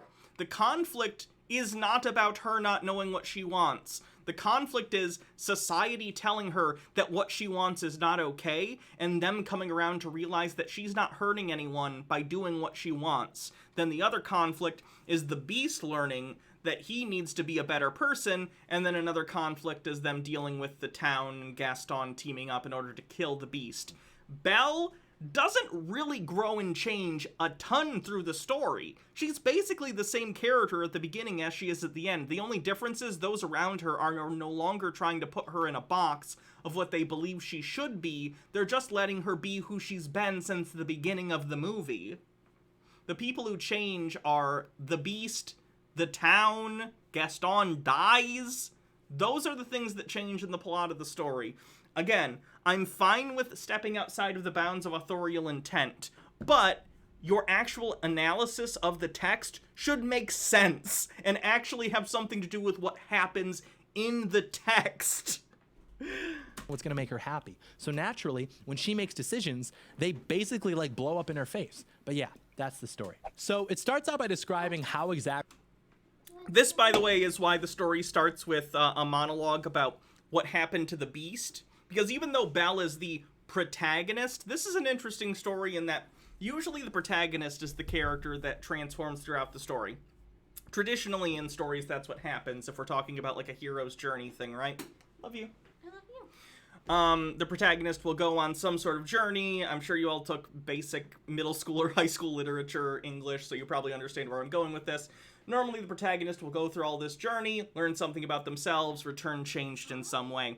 Sometimes, though, you have a story where the protagonist is your point of view character, or at the very least, you have a separate point of view character that is the main character, separate from the protagonist that actually changes throughout the story. So Belle is the POV character. In some ways, she is the protagonist in that she has goals that she wants to get to and succeeds in getting those goals. But the character that actually undergoes change within the story is the Beast, which is why the movie begins with the story of how he became a beast, because the entire story is about his change. Zarek Shadow 09 says, it's probably because we watched Styx before, but I feel like John resembles Styx. This got me thinking, what if we're in some shitty multiverse, but instead of having multiple spider people, we have multiple versions of the same fascist dipshit? Styx, John, Razor Fist. That would be unfortunate. Archangel, thanks for 14 months. Exactly the beast came to be. And basically what happened was this poor ugly old woman came to his castle asking for shelter from a storm, and she told him that she could offer him a rose. And the beast, who at the time was a prince, said no because she was ugly and poor. And at first you might think that this is based because she had poor physiognomy, but it wasn't. Again, physiognomy is literally like a Nazi fascist, like, white nationalist talking point. It was actually proto-Coomerism, because then the woman transforms back into her natural form as a beautiful princess, and the prince immediately starts simping for her. So it wasn't a rejection of her because he inferred from her poor physiognomy that she would have poor character, but rather that he couldn't just like lust after her. And then when he realized that she was actually a beautiful... Yeah, no, that's not what happened. It's because she was a witch. It wasn't just because she was beautiful. It's because she turned into her witchy, like, enchantress self. And then he was like, oh shit, please don't punish me. He wasn't S-wording. He was literally trying to beg for his life. Again, missing literally just the plot. He doesn't understand the plot of the movie. Interpretations of plot can be different, but you can't just change plot points so it better fits what you want your interpretation to be. Hats off. Okay, gotta switch my accessory. What am I doing now? We're talking about Beauty and the Beast. We'll go with the monster horns. Ow. Meek says, by his own logic, doesn't John have poor physiognomy? He's not stereotypically masculine. I'm not getting into it. I'm just not. I don't talk about people's looks. I'm not dog shit like John. Princess. How do I know she's a witch? The movie says it. The movie literally says she's an enchantress, and she casts a spell on him, and in this picture that is on screen right now, she is holding a magic wand that she is pointing at her head and casting a magic spell. Began simping. And the princess realized that he was this pathetic coomer, and so she punished him by turning him into a furry, which is like an advanced stage of sexual degeneracy. And the only way that he can break this... Where's Daddy Sume? Spell and return to normal is if he falls in love with a woman who also is in love with him within a certain amount of time. And if he can't do that, he's going to stay that way forever. And so he starts throwing these temper tantrums and like gets depressed about it and just stays inside the castle. And I will say it's hard for me not to think that the Beast is subtly based, because he's basically like an autistic incel. But throughout the film, you'll see that this is just a distraction designed to make people like us sympathize with him, think he's a... I guarantee you, John, no one who was writing Beauty and the Beast for Disney thought about you. Sigma male. You weren't even alive yet. Weren't you born in the year 2000 or 1999 or something? Stone Corbell says, this is so tiresome. He's just memeing at this point. I know. It's what he does. Anadon Earhart says, I'll step in for Daddy. Furify me, please. Or whatever, when in reality he's just pathetic. And this is a fantastic example of the difference between the Beast, who we're supposed to believe is the hero, and Gaston, who we're supposed to believe is the villain, because both embody a position of power, but they treat it differently. It's a perfect illustration of what weakness and strength look like when they have power. The Beast acts as a tyrant, whereas Gaston acts as a noble aristocrat. Gaston in no way acts like a noble or an aristocrat. What are you talking about? He acts like a strongman asshole who hunts in the woods and thinks he's hot shit because of it, and that every woman should be slobbering over his dick because of it. That's not noble. What? And yes, the Beast acts like a tyrant, which is literally his arc, is to make him not that.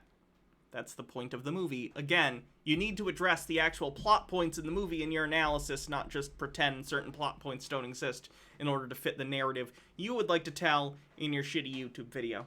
And we see this here when the prince acts selfishly by rejecting the lower class woman from the castle during the storm unless she could satisfy his degenerate sexual desires, whereas a I'm pretty sure Beast is like 12 years old in that story.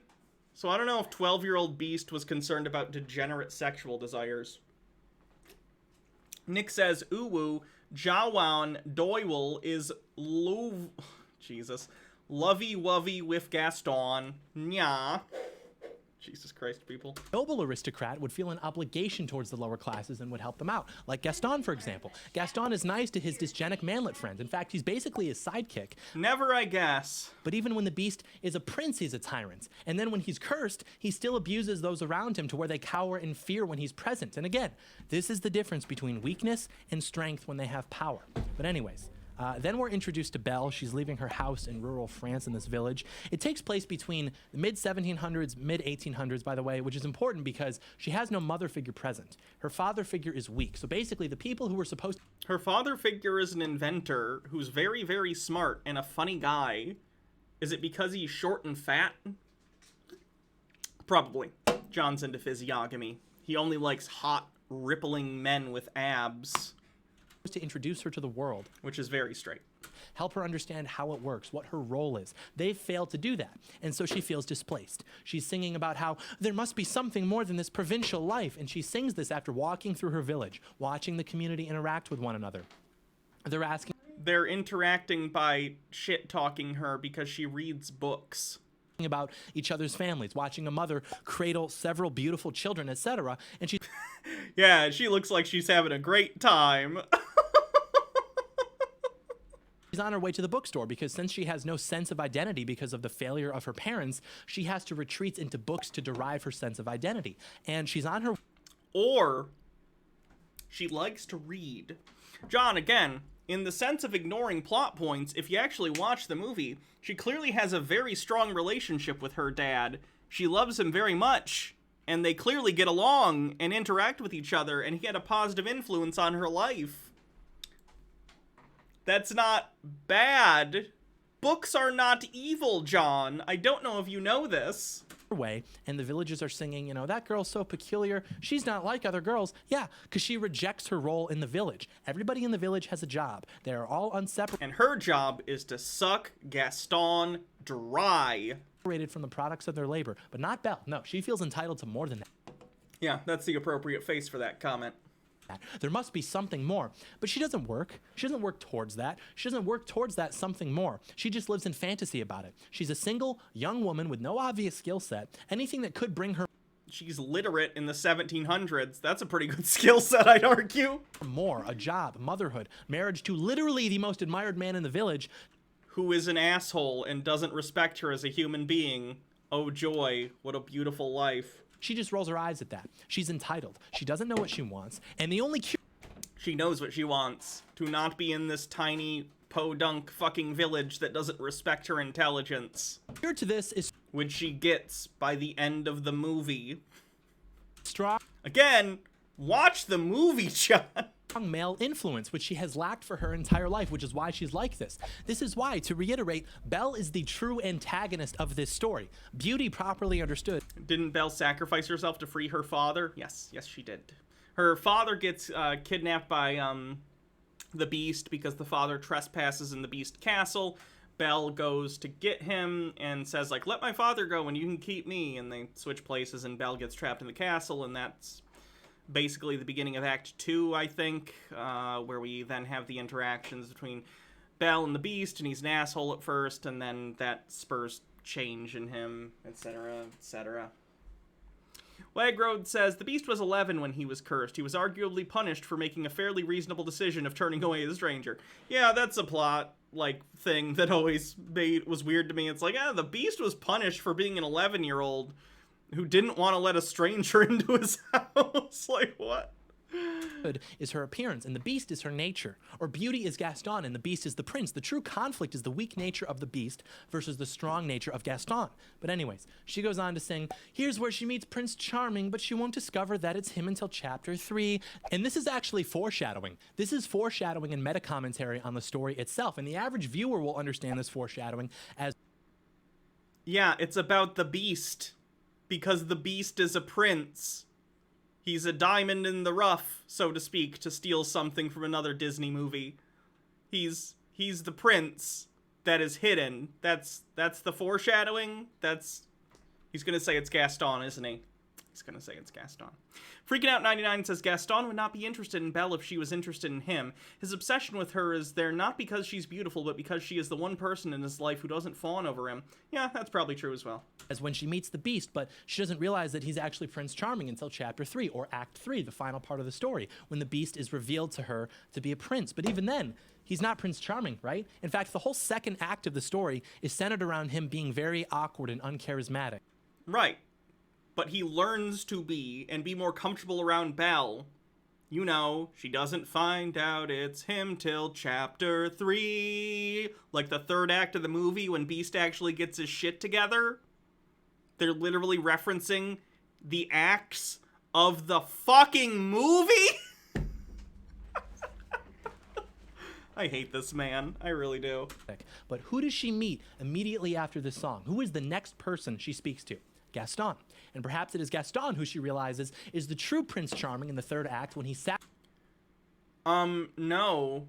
Beast protects them all from Gaston because he's a psychotic fucking narcissistic murder machine. And he falls to his death. And I'm glad he's dead. sacrifices his life trying to save. He didn't sacrifice anything. He wanted a fuck doll. He wanted to get her so he could fuck her. Her. Not even from the Beast, but from herself. And she realizes in that moment the gravity of her decisions and that maybe she should have stopped being so dramatic. And in fact, I will be making the argument that her entire voluntary captivity in the Beast's castle was just one giant shit test for Gaston. But anyways, here's where she meets Gaston. Sorry, my headphone keeps detecting and then undetecting that it's in my ear and pausing things. One sec. Better. He's hunting. He's with his dysgenic manlet friend, his sidekick. And Gaston correctly figures that since he's clearly the best male in town, he deserves Belle because she's... John, if she doesn't like him, then he's not the best male in town to her. On what metric are you measuring that he is the best male in town? If she doesn't like him, she doesn't like him. There is no objective best male or best female in any given situation. He's the most beautiful girl in town, and Gaston, by the way, is desired by virtually every woman in town, but his eyes are only on Belle, and so he greets her, and he takes her book, and he asks, how can you read this? There isn't any pictures. And she says, well, some people use their imagination, and this is the essence of Gaston. He values the objective, what he... The joke is that he's illiterate, John. Can see, what he knows is true and real. Ah, yes. Things that are true and real, like pictures in picture books?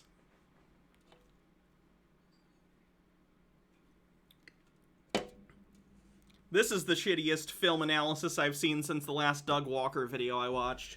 Belle, a narcissist, only values what serves herself. Like, sure, these words are nice, but only because I get to decide what picture they paint. And so Gaston tells her, get your head out of those books. Which, given the time period in which the story takes place, she was probably reading like revolutionary, proto-Marxist literature, and Gaston was trying to save her from that. And he says, it's not right. She was literally reading a fantasy book, which you already referenced earlier. You already made commentary about that. So you just had to throw communism into this 17th century French Disney movie for some reason. Makes sense. The Walt Disney Company, famously very sympathetic to leftist causes and communists and unions. They love it. Right for a woman to read. Soon she starts getting ideas and thinking because Gaston understands that the woman is particularly vulnerable to the whispers of the serpent. But jokes aside, what they're trying to do here, if you can't tell, is appeal to this whole, no, I'm a girl, and I can get educated. I don't have to have a family. There's more to that. There's more to life than that. Look at this big... I don't even think Belle necessarily ever said she never wanted to be with anyone. At the beginning of the movie, she's reading a romance novel and clearly into it. It's part of the song. You already referenced it, about the prince and not finding out it's him. She's not against marriage or being married. She just wants to be married to someone who respects her as a human being, which she does with the Beast, after he not only ends up respecting her, but helping her with something she likes by being like, I have this giant library, read any of the books you want, or whatever, you know? It's not about her not wanting to be married, it's about the fact that Gaston fundamentally does not understand or respect her as a person, and the Beast does eventually, and not only that, but respects and enjoys that she has hobbies like reading that she can take part in. Dumb guy, he can't even read, blah, blah, because they have to appeal to the feminist narrative which this story is serving. But that being said, The feminist narrative that you should actually like and respect the people that you want to spend the rest of your life with. 100 years of feminism has vindicated everything that Gaston said. So Belle leaves to go help her father, and LeFou makes some joke about him, and then Belle gets angry. You know, I gotta be honest, John used to annoy me more, but as time goes on, I find it funnier, because especially, how do I put this?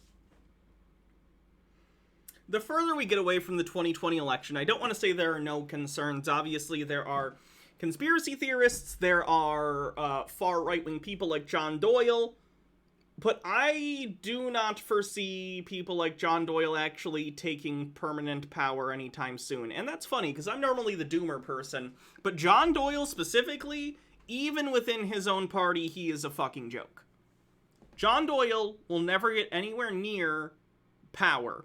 He will grift on these shitty YouTube channels in the Blaze or wherever he ends up, maybe even in some other media position in some shitty right-wing thing, but he will always, to the majority of people who are aware of him, be a fucking joke, because he talks about shit like this. And I kind of love that. It's vindicating to me that John Doyle is a joke. And that's beautiful. So, I don't know. I'm kind of liking this video. Zero V Streaming says, I really do seem, or it really does seem that having to take off the MAGA hat broke John's brain. I know, right?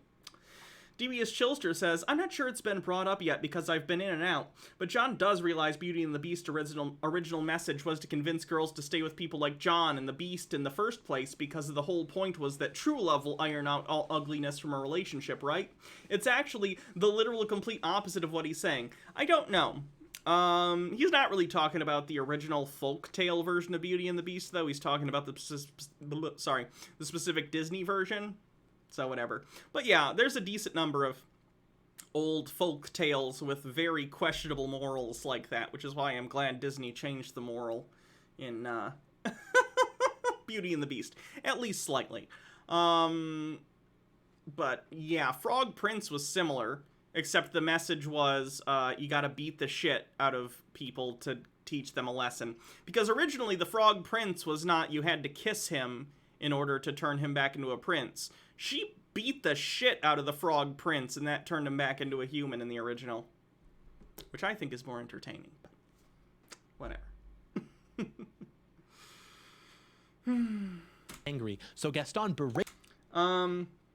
Alice actually says, I just got here. I don't know what's going on, but I see Beauty and the Beast and John Doyle. Is John gonna argue that Gaston was the good guy and Belle is just a feminist bitch who doesn't appreciate a nice guy? You are spot on. That is what he has been doing for the last 14 and a half minutes, yes. It's really, really funny.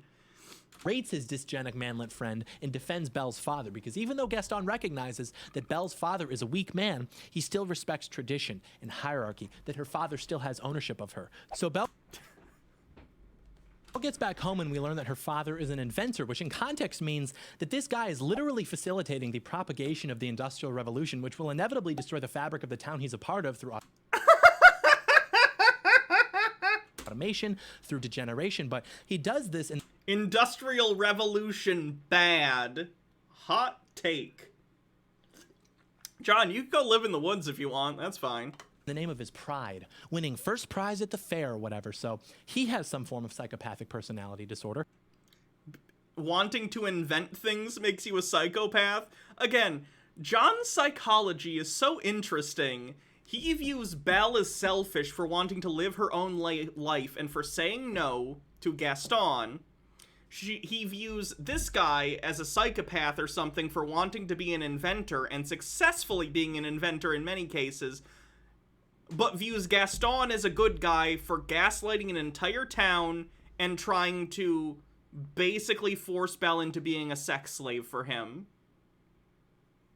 Speaks a lot to John's values, or more importantly, lack thereof. And then he defends Belle's interest in... Randy Owl says, fun fact, John, there weren't that many firearms before the Industrial Revolution. Stone Corbell says, does John want us to go back to the Middle Ages and live in thatched huts and use medieval techniques like bleeding and leeches? Whatever makes it so he can force an actual female in order to, be his wife, basically, yes. If he can disadvantage everyone enough that women, or at least a woman, needs him in order to survive, then yes. I would describe a lot of reactionaries, and I didn't come up with this, but a lot of reactionaries' politics come down to they would eat a shit sandwich if you had to smell their breath. If that makes sense. Nick says, in my headcanon, John Doyle is just a Unabomber who discovered time travel in YouTube. Books, which makes sense because that Good job, Ollie. Good boy. He's using the litter box. Good job. One sec.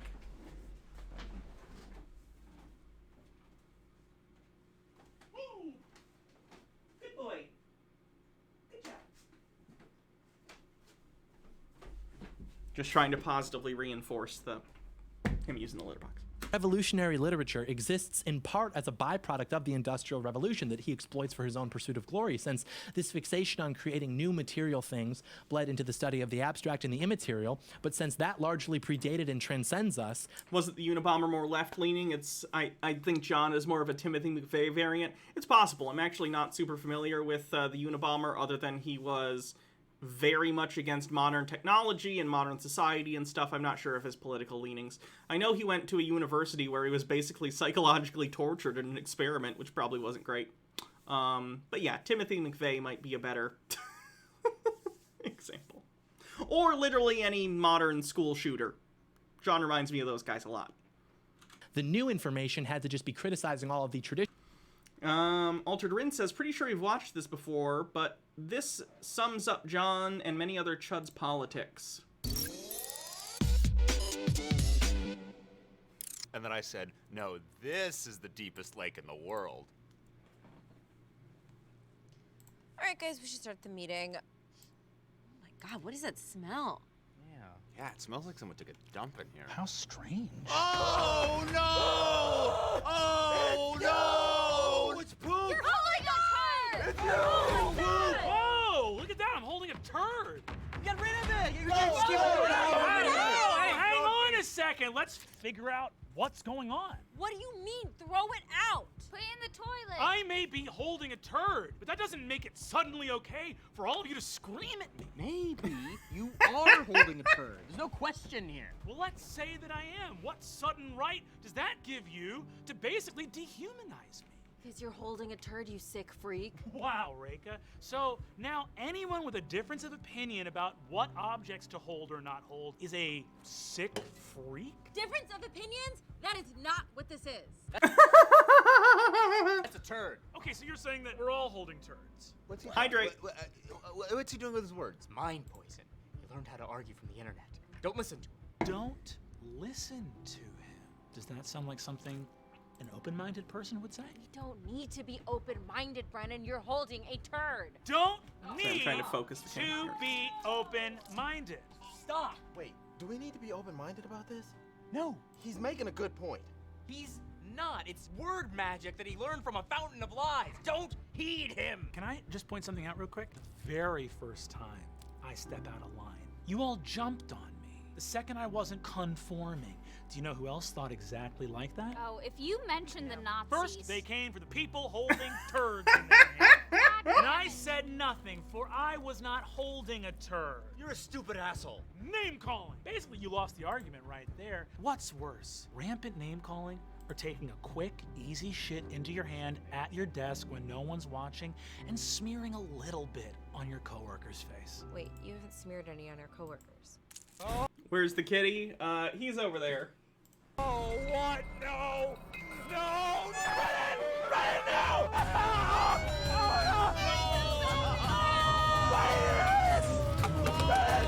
Can I do something? Why isn't anyone helping me? I want to challenge you guys to voice your feelings about when I smear poop on you, and I want you to do it without resorting to raising your voice. Do you think you can do that? No, you smug idiot. Okay, so it's fine to yell at me for holding a turd, and yet I'm somehow not allowed to hold a turd without getting yelled at. Double standard? Go to hell. Guys, I agree that what Brennan is doing is wrong. Yes. But if we scream at him, doesn't that make us just as bad? No! And the fact that you think that makes it so much worse! Raph, I don't know if you noticed this. All of these guys are extremely upset, okay? I'm over here, cool as a cucumber, holding my turd, rational, reasonable, calm. Wow, you are calm. Look, guys, I mean, maybe if...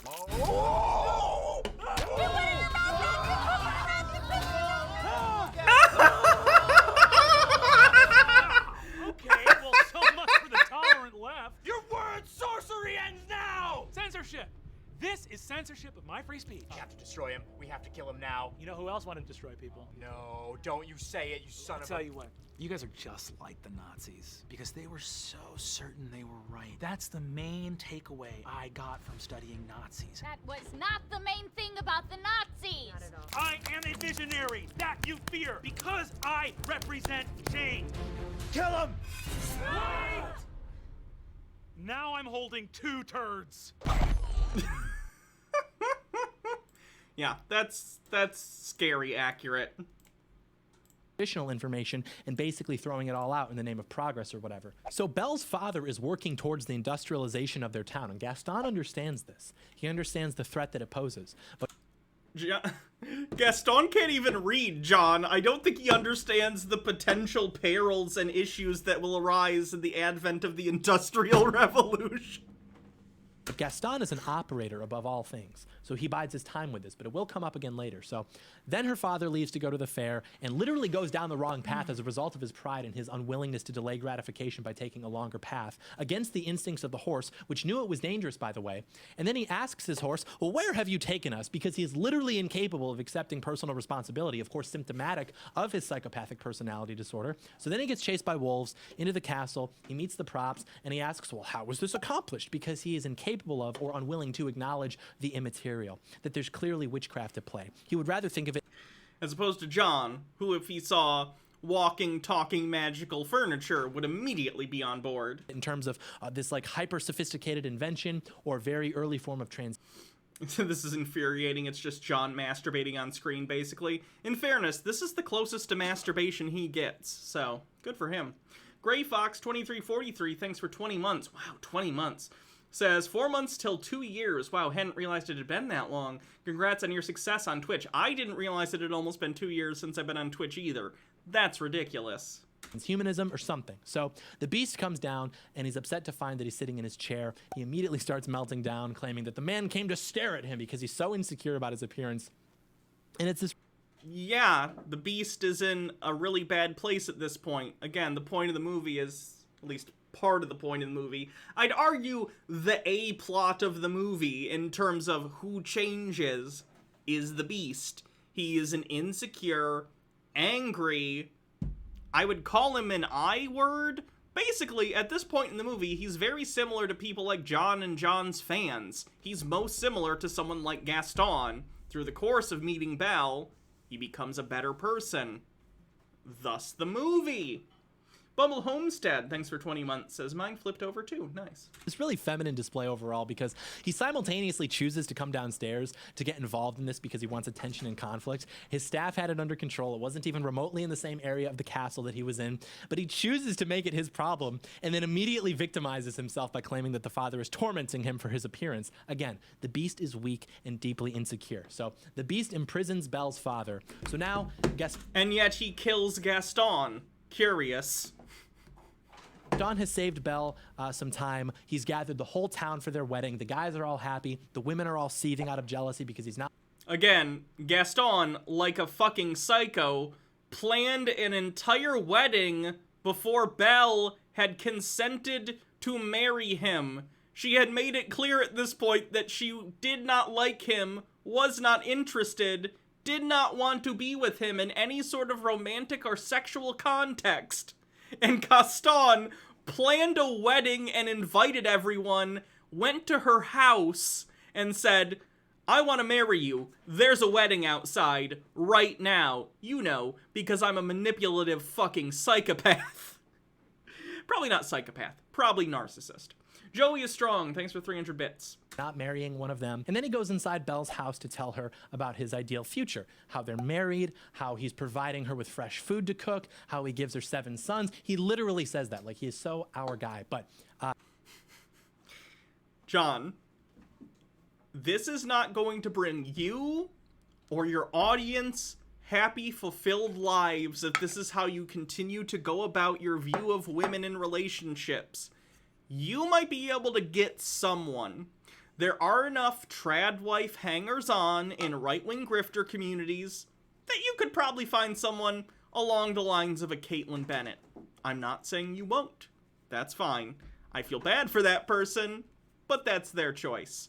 Your audience, however, they don't have the platform or clout you have, so all you are doing is cursing your audience into never finding anyone, not having children, and further reducing the population of right-wing reactionary shitbags like yourself. It seems like a weirdly self-defeating strategy, but Sun Tzu did say, never interrupt your enemy when they're making a mistake, so continue. He has a plan. There is order to it. So, of course, Belle rejects this because she prefers to deal in disorder, in the chaotic. But instead of saying no, she tells him that she doesn't deserve him, which is another test. And if you've ever courted a young woman, you'll recognize this test. This is her. And how is your success in courting young women going, John? Are you married yet? I'm engaged. How are you doing? They're trying to get you to tell her how great she is. But then she publicly humiliates him by throwing him into a mud puddle. Now she's singing again. Baja says, why would Gaston even want to marry Belle if there are so many other women vying for him? Because she is the only one who tells him no. She is the only disinterested person, and he can't handle that because he's a narcissist. Fashions this like makeshift headdress for herself while singing me, his little wife, and then she rips it off, rejecting it, singing again that she just wants so much more than this provincial life because she's literally rejecting her nature as a woman. John, have you considered that someone's nature as a woman or a guy or whatever can be like whatever they want? Who the fuck cares? Is your nature as a man to be a right-wing shitbag that everyone makes fun of? If so, you're doing a great job. She perpetually wants more, yet she doesn't know what will make her happy. She does, and she gets it at the end of the movie, which is why she's happy at the end of the movie with her husband, the Beast, whose real name I don't know. I don't know if they ever actually say his real name in the movie at any point. But they're married and she is happy. So, you're wrong? Like I said, she's not even against marriage. She's against marrying Gaston, who she has no interest in because he's disgusting and doesn't respect her as a person. Sky Comet Fallen says he puts his stinky bare feet on her table right in front of her while talking about impregnating her. What a perfect man, right, John?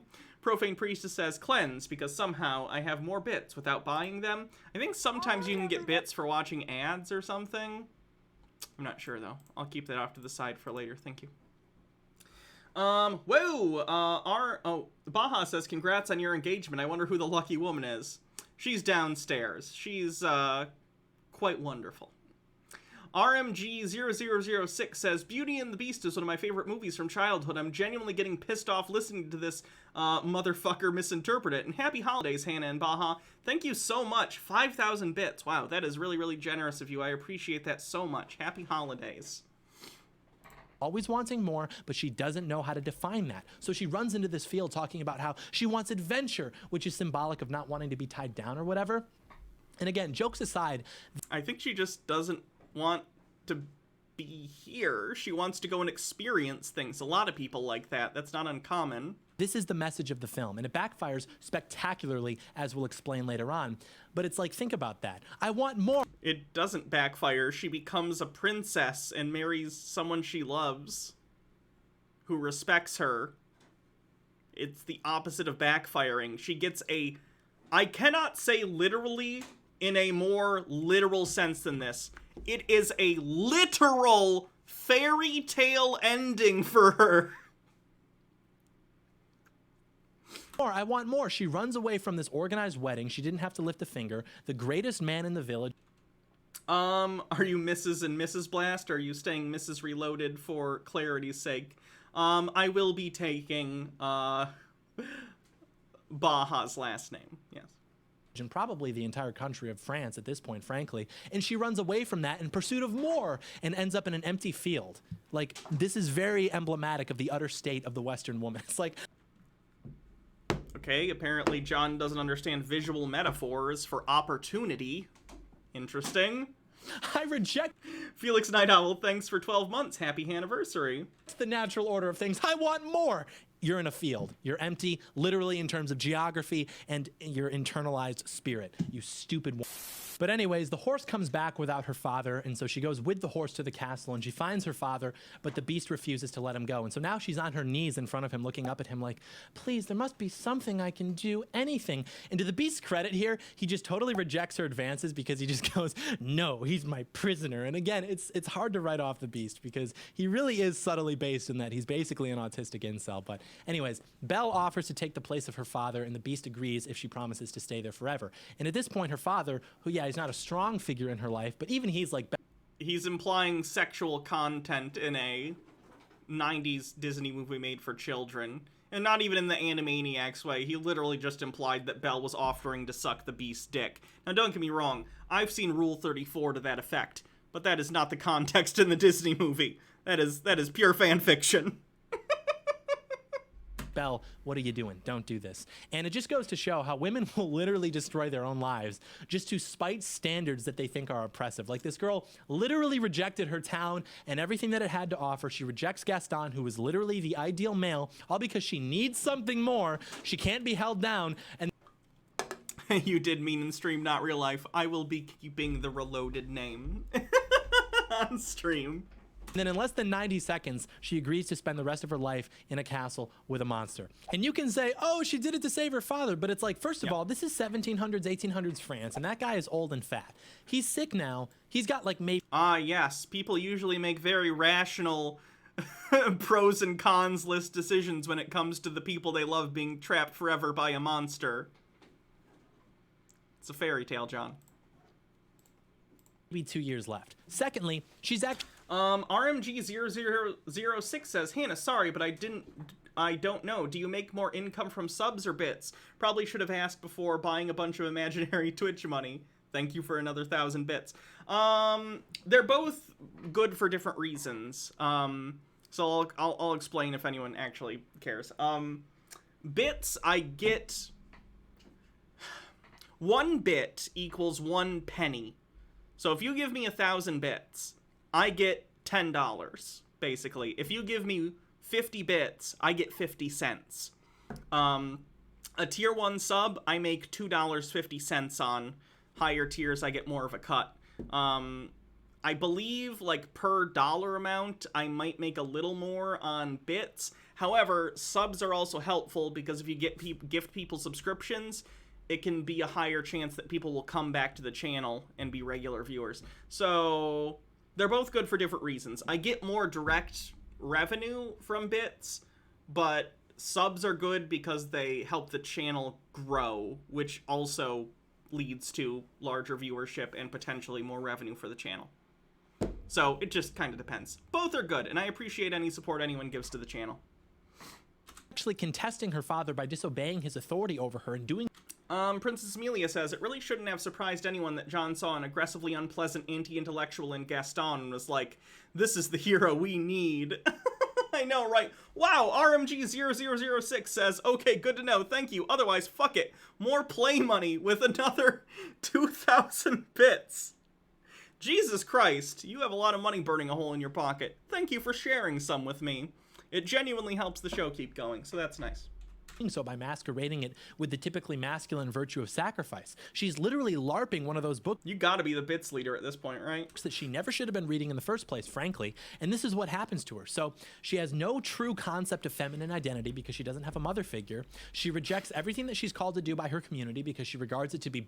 Her community just wants her to lay back and take Gaston's gross, sweaty hunter dick. Like, that's it. No, John. People do not have to do these things. That's fine.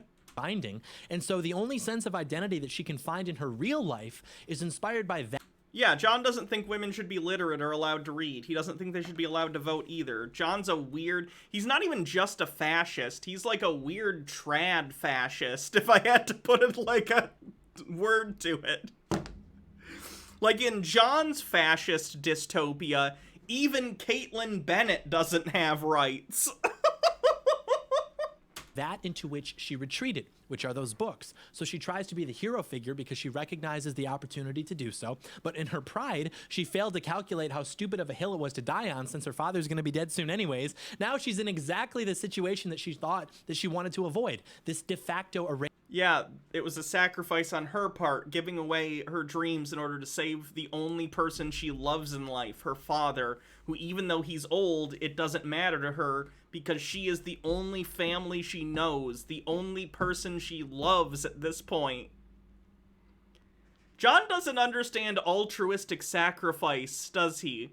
It's all narcissistic calculations of value in his head. Interesting. MW1642, thanks for gifting a sub. Zero V Streaming, thanks for 45-bit, says, do you think John ran this script past his IRL friends? Oh, who am I kidding? John left his only real friend back in Michigan. I don't know.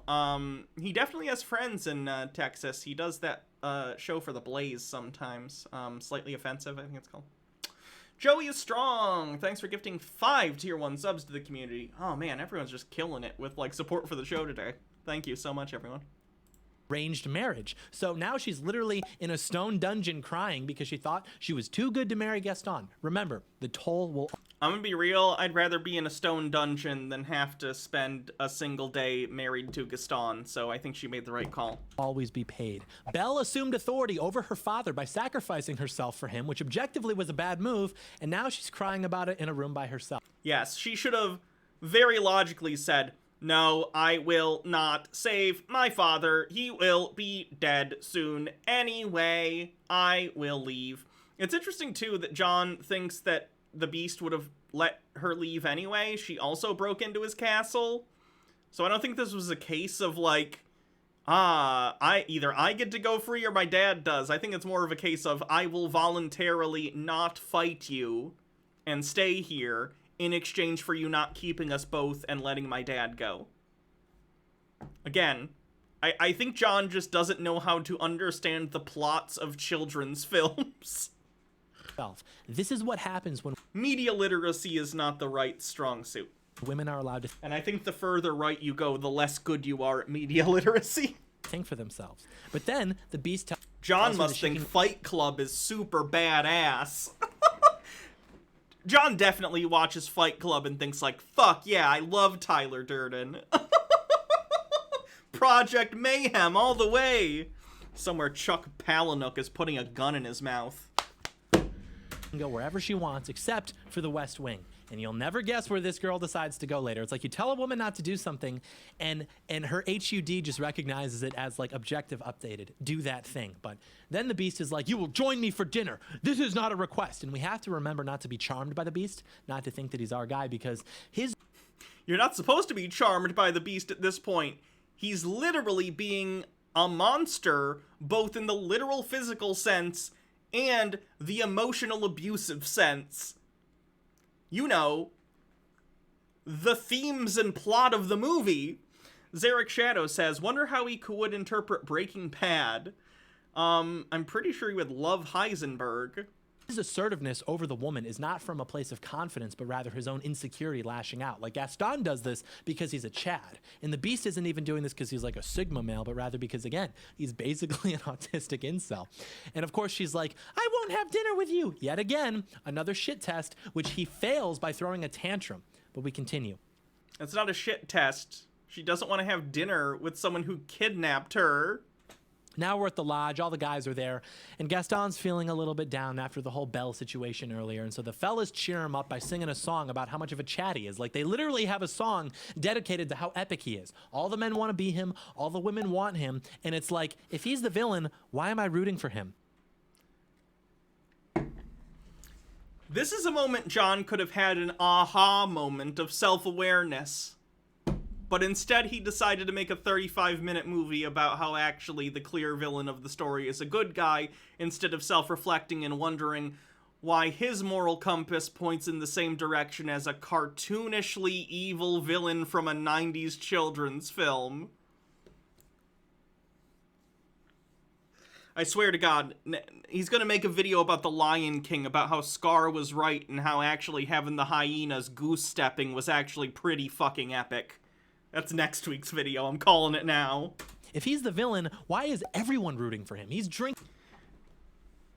Because the town are also wrong, and they also learn their lesson by the end of the movie, John. Watch the movie. With the boys, he's wrestling with the boys, he's singing with the boys, he's playing chess with the boys, he's spitting with the boys, he's shooting with the boys, he flips over the chessboard as a rejection of the abstract in favor of natural law, he's hoisting people up with one arm, he's wrestling all the guys in town. That actually happened at the Turning Point USA event. I don't believe you. That's so on the nose. There's no way that happened. Once he's talking about... Dr. Gamble says, I think next time will be John telling us how Claude Frollo is the hero for purging the homeless and burning a city down for the lust of a woman. Hey, Hellfire is a fucking jam, okay? Hellfire. I don't remember the specific words. Charlie Kirk talked about it. It's hard to even satirize the right at this point, because they're literally just, like, taking all the masks off. Fucked up. Narnindi Owl says, John literally had an Are We the Baddies moment. Yeah, he did. About how he ate 4 dozen eggs as a boy, and now 5 dozen eggs a day as a man, which is why he's roughly the size of a barge. I mean, this guy is it. He's loved by his community. He rejects books and sources because those are how weak people justify their beliefs, since... I need to listen to that one again. Loved by his community, he rejects books and sources because those are how weak people justify their beliefs, since... Fucking books, man. Only idiots use those things. Again, John Doyle has a whole section on his website that's like a recommended right-wing reading list, so... Hypocritical. They're incapable of original thought. He takes care of his dysgenic manlet... John, basically everyone is incapable of entirely original thought. Even brand new ideas are derivative in some way, even if they derive from bucking against previously thought of truisms. You stupid asshole. Nick says, Gaston's farts must be epically rancid if he eats that many fucking eggs a day. I know, right? I'm surprised you didn't get salmonella. Nick says, dysgenic? Them's a Nazi words, buddy. Yeah, he's a Nazi. Surprise.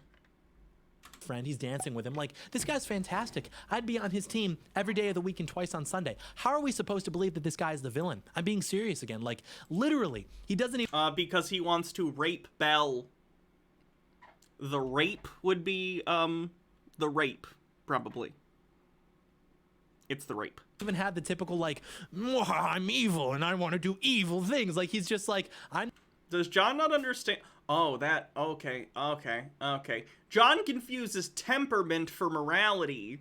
John thinks if you are calm, collected, and confident, then you are good no matter what you do, instead of understanding that you can be well-meaning and confident and believe what you are doing is righteous and still be an evil motherfucker.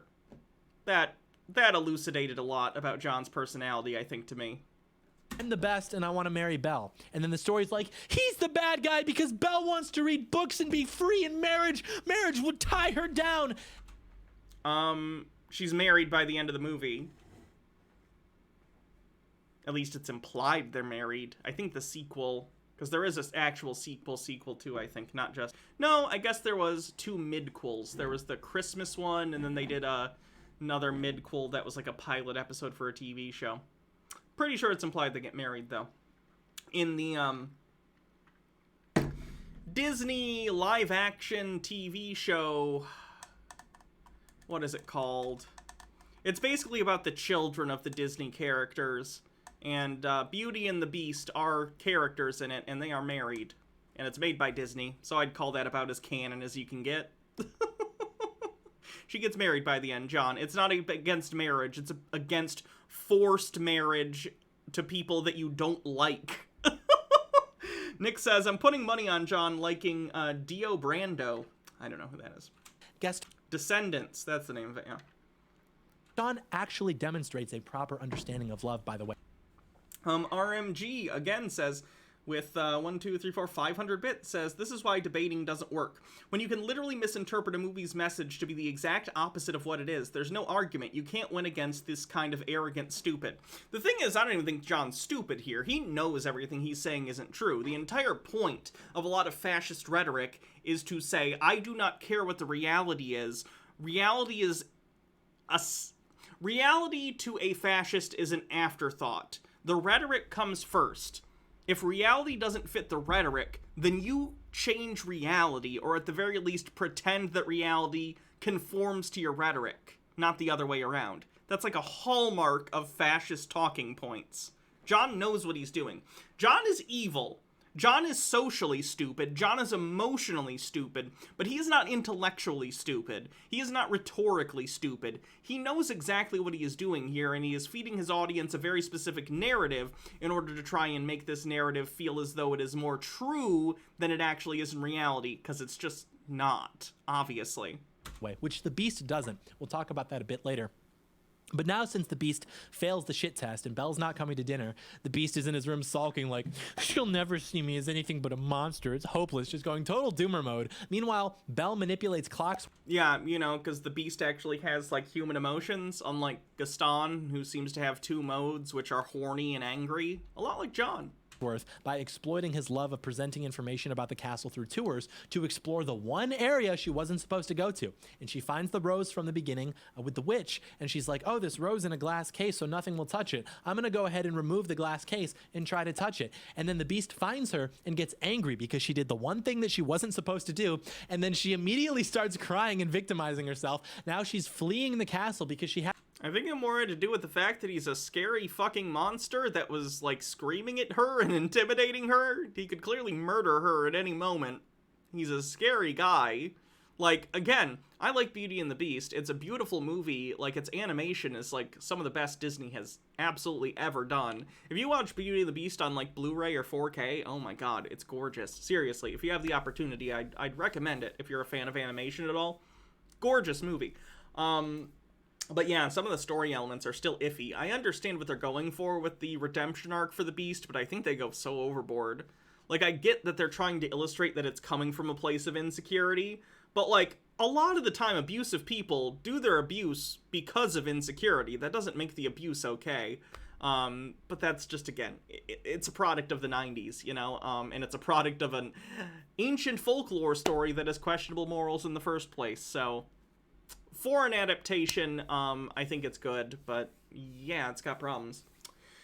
H. Baird says, to a fascist, stating that something is a fact is an act of power, and accepting it as true is an act of submission to that power. Hence, Kim Jong-un claims to hit 11 holes in one every time he golfs, and all Republicans have to state that they doubt the 2020 election. My dad, who is a Trump supporter, very right-wing my whole life, I haven't talked to him in a very long time because he was like an abusive alcoholic guy. Really, really, really not a good guy. But I remember a conversation we had very specifically. I don't remember exactly what it was about, but it was about him contending that something was true that was not. It was like something that was, you know, very much not true. And I said to him, his justification was basically a lot of people believe this thing, people he knows. And I said, a lot of people believing a thing does not make something true. Something can be true or something can be false, and a lot of people can believe it. And then I gave examples of things that people in the past or whatever had believed that turned out to not be true. And I'll never forget. This is one of the only, this is a conversation I will never forget from my father. And it stuck with me. And it makes me think a lot about how people on the right tend to view reality. And he said, no, what are you talking about? If most people believe a thing, it's absolutely true.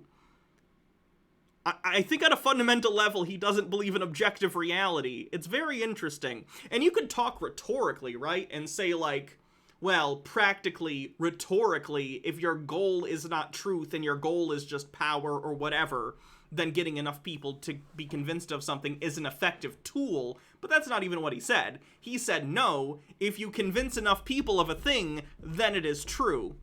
Really horrifying.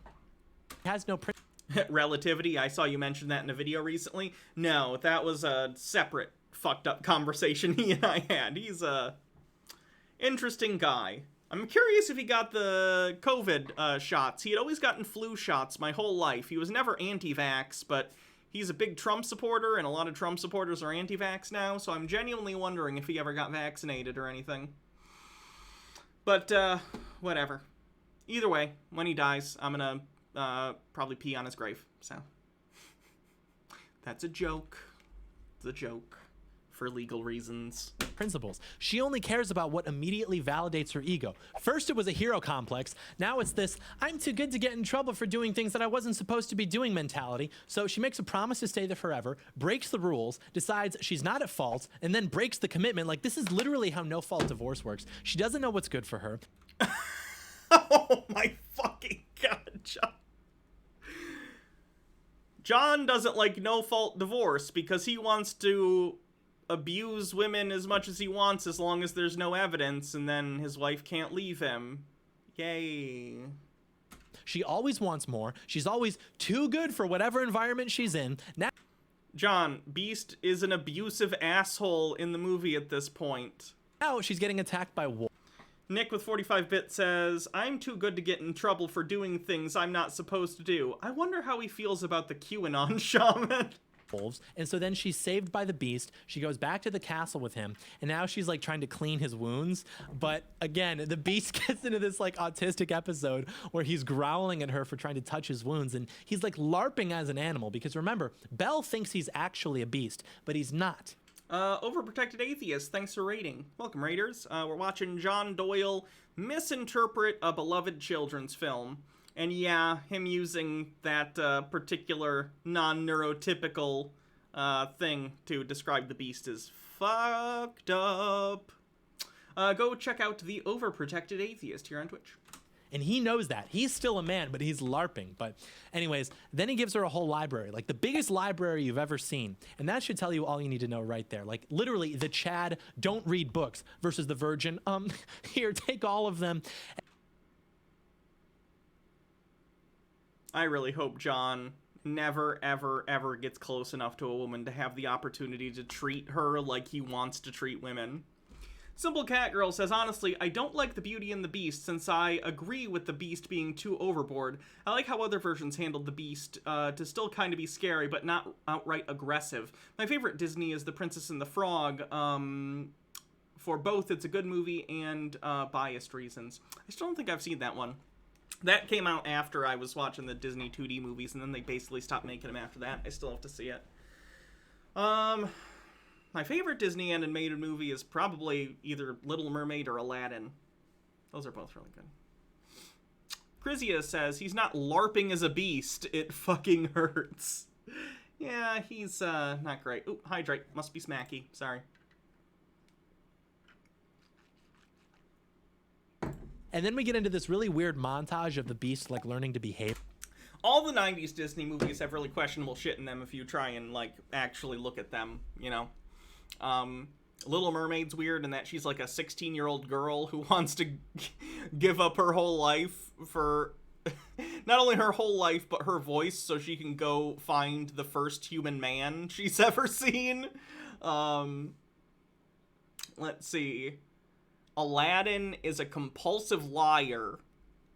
And if you see the Aladdin TV show, it's even worse, because at least in the movie, or whatever, and you get the impression in the first movie that he's gotten over his compulsive lying, but in the sequels and in the show, he's not. He's just a compulsive liar. Let's see, what's wrong in Hercules? I'd have to see Hercules again to really point that one out, but, you know, there's a lot of issues in Disney movies. Any text is going to have issues if you look at it literally. What's important to note here is that Belle's validation and purpose comes only from control and power. She needed to artificially and socially engineer the beast into something he isn't to feel validated and powerful. Gaston wasn't enough for her because he was already perfect, and she rejected the feminine attitude shared by virtually every woman in the village, which was that their validation was to come from being the wife of the best man. And it is inherently immoral to not believe the same things as the people around you, even though you're not hurting anyone via your beliefs. That's an interesting take. And by interesting, I mean fucking fascist. But since that implied a position of submissiveness to the man, it did not satisfy the revolutionary ego of Belle, who by this point is a sexual Marxist. And she even... What does that even fucking mean?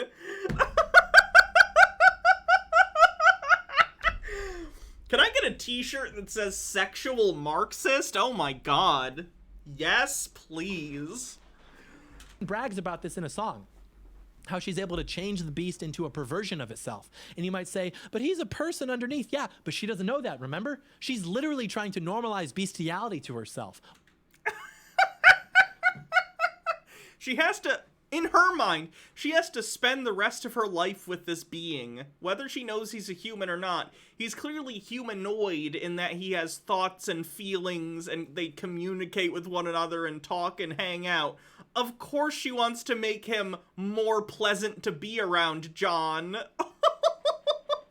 White women and bestiality. Ooh, Hunchback. That's another good one to talk about the problematic elements. Basically everything involving the Romani peoples in the movie. The movie's like, hey, these minorities, it's wrong that you paint them all as thieves, but then every character in the movie from that group is actually also a thief? What? I don't. Simple Cat Girl says, oh no, is he going to claim she's trying to do bestiality? Yeah, of course. Talk about a tale as old as time. I will not elaborate on this. However, just know that there is no greater indication that a white woman has given up on having a family than her adopting a male dog in her late 20s, early 30s. Like, we all know a few of those, but here's something else. Having a pet is... okay. I'm really hoping that any woman who ever deigns to go out on a date with John Doyle Googles his name, finds this channel, and watches this horrifying video and runs. They need to ghost him and never look back. Do you think he moved to Texas in the hopes of finding a woman who would put up with him? I don't know how that's working out. Important to note. The happiest Belle is seen in the entire movie is during the tale as old as time sequence. Look at why that is. She's in a place in the middle of nowhere that she's totally unfamiliar with. She's surrounded by transhumanist, sentient, occult objects that talk. She's romancing a literal monster. Everything around her is completely inverted because Belle can only thrive in chaos, in the realm of the unnatural. She's rejected her home and her spot at the top of the feminine hierarchy. How dare you have agency of your own and choose not to follow the paths others believe is the best for you when you find it to be terrible? Get in your place! Jesus Christ. In favor of the complete inversion of everything that she formerly knew, because Belle at her core possesses that revolutionary chaotic spirit, which is the consequence of... One thing I appreciate, living in a, like, late-stage capitalist hellscape is not good. But at the very least, I'll give it this. Both Democrats are neoliberals, and liberalism, as a tenet, usually tries to grant, you know, permissibility and freedoms to people, you know, as much as possible. And Republicans are so pro-business that they want the largest labor force possible, so they're not going to tell women outright to get back in the kitchen, because that's less cheap labor that they can exploit as business owners. So basically, both major parties in the country are cock-blocking John Doyle from his fascist nightmare world. So I appreciate that. of unchecked feminine energy, not guided by a mother, not checked by her father, and influenced by proto-Marxist literature, and now she can only find purpose through chaos. And this is why the tale as old as time is in reference to the true plot of the film. Think about it. As old as time. What is that in reference to? Genesis in the Garden of Eden, where we see what happens when unchecked feminine nature is allowed to manifest. And this is dog whistling to the audience that they have to read between the lines and see that the true story is about the chaos. If we're talking about dog whistling, I mean, it's a John Doyle video. In the order of the female condition. And didn't John said citing books earlier was weakness. He's literally citing a book. Whether it will be the weak man or the strong man to channel her energy in destructive or proto. And yes, he's basically just cribbing off Jordan Peterson's 12 Rules for Life and his other stuff. Destructive ways, respectively. Beauty and the Beast are the competing sides of Belle, reflected by whichever force is able to channel her energy. The beautiful Gaston, bringing out her beauty within the natural order of things, or the hideous Beast, doing the opposite, allowing her to become a destructive beast. But even then, stop laughing, this is serious. Even then, inherent to chaos is that it's always changing. So she still can't be happy in this ideally chaotic environment that she's created. And so the Beast releases Belle so that she can go back to being with her still sick and dying father. And like, as a man, I can't respect this. Like, she literally put you through all of that. And then she's just gonna go back to the life that she wholeheartedly rejected in the first place. Plus, it's this whole like, as long as she's happy, that's all that matters mentality, which is just rationalized weakness. That's all that is. And this is the opposite. Yeah, be like John and think that it's okay to force women to love you. That's not horrifying. Of Gaston. What the fuck, John? Which we'll talk about in a second. But again, the true nature of the Beast is... RMG with 1,000 bits says, I always thought that the world would get better. Like, the shitty takes were part of a previous generations and they would die off. How do these people keep being born? It feels like this mentality wouldn't engender love and perpetuation of itself, but I keep fucking seeing John's and Nick Fuentes's. If it makes you feel better... John and people like him are very loud, but I do believe they're still quite a minority, especially amongst younger generations. Like, Gen Z, which John is a part of, are the most progressive and left-leaning generation in American history. Does that mean that they're all people who are gonna reject John's message and laugh to his face? No, of course you're always gonna have misanthropic, authoritarian shitheads like John. I think that's a struggle that goes on basically throughout all of human history, is people who want more permissibility and freedoms for people and people who want to take control and put people in boxes in order to get what they want done, no matter what the cost. And things kind of go back and forth, you know? Historically, but I think right now we're in a place where in like 20 years, don't get me wrong, we have a lot of other problems with like climate disaster and stuff. There is a fear of the continued rise of like right-wing fascism all around the world as the climate crisis gets worse, especially if we don't deal with income inequality. These are issues, but this particular form of it specifically that's incredibly like women shouldn't even be allowed to read and should basically be Handmaid's Tale style incubators for men to put their seed in. I can't see that gaining any sort of steam in the near future. Who knows? Could be wrong, but I don't know. John Doyle's a joke even amongst pretty far-right people. He's pathetic. Sky Comet Fallen says, John doesn't have any clue what love is. After all, self-sacrifice is weakness to him. Yep. Orphan84, thanks for tier 1 for 3 months in advance. I appreciate that. Gray Fox 2343 with 100 bits says, sees hype train, puts in coal, which kicks off a hype train. Thank you. Revealed. He is a selfish aristocrat. His entire help, his best and only friends are counting on him to break this curse, and he throws it away for his own self-image of being like this compassionate, understanding guy or whatever. He's at the top. He's in control. He has an obligation to his people, and he throws it away out of... John believes that... Interesting. John believes that exercising all power at your disposal, no matter how destructive it is a better moral standpoint than letting someone free to do what they want and not exerting your power over them in order to hamper their agency. Again, fascist. Of weakness. He's pathetic. So, 3% to level 2 on the hype train. Belle finds her father. Update, he's still dying. And now there's an angry mob coming to lock Belle's father in the insane asylum for trying to undermine the distributist agrarian economic model of the town. No, it's because Gaston basically hired a guy from a mental asylum to come and deem him insane because Gaston is a narcissistic crazy person who thinks it's okay to gaslight the entire town into putting an old man in an insane asylum that he doesn't belong in so he can force a woman into marriage. Again, actually watch the plot of the movie. MW1642, thanks for 100 bits. Simple Cat Girl with 45 says, did no one in his life ever teach him about love and its many aspects of love? Like, does he not understand that you can want someone so badly and still respect them as their own person with their own beliefs and agency? You can mess up some guts. Oh my god, you can mess up some guts, then make their favorite snacks because you love them. Also, the importance of platonic love and familiar love. Jesus, John. No, he is not. John literally and unironically believes that he knows what is better for women than any woman on the planet, and he thinks that he is doing them a favor by exerting authoritarian control over them and telling them that they are not allowed to have agency because he will do better for them. He unironically believes that. It's really messed up.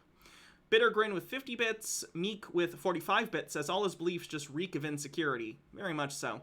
RMG, thank you for gifting a tier 3 sub. Wow, to the crafter. Congrats on the tier 3. Fun. And then Thrash Mio with 1,650 bits. Wow. We've had quite a day in terms of keeping the stream alive. Thank you, everyone. I really, really appreciate it. 23% to level 4. And also for ineffectively spreading word about the beast because nobody actually respects him or takes him seriously, and so they just assume that he's crazy. So Gaston tells Belle that he can make all of this stop if she just agrees to marry him. And Belle says no, because being married to the literal ideal man and living happily ever after to save her father... Gaston is not the ideal man. John, if you think Gaston is the ideal man, why don't you go suck his dick? Like, what? John... She doesn't like Gaston. She doesn't find him attractive. He is not objectively attractive or good. There is no such thing. He should go marry one of the women who actually like him. That would be fine. You cannot force people to want you, John. Princess Amelia says, it just hit me that Gaston is the real beast because he never outgrew his shitty ways. I can't believe it took John Doyle to indirectly help me realize that. Yeah.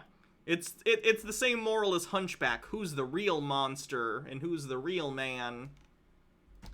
Tea with Goblin says, no one whines like this.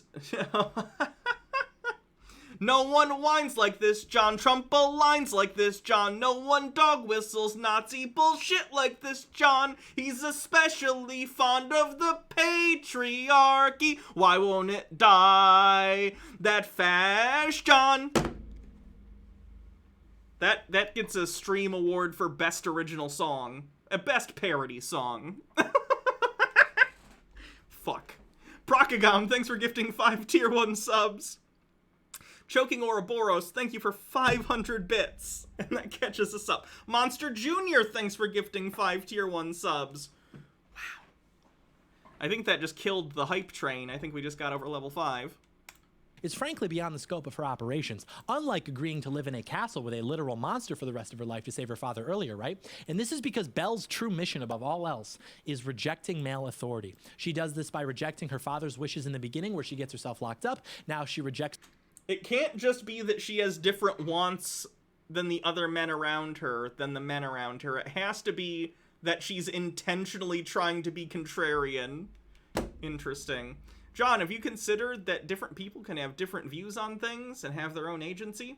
Zarek Shadow, thanks for 100 bits. Princess Amelia, thanks for 100, says all aboard the Hype Express. 138% to level 5, and we got a hats off, so I gotta change my accessory again.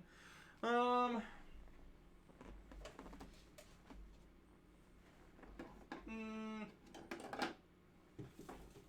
think these died, right? The batteries are dead in these?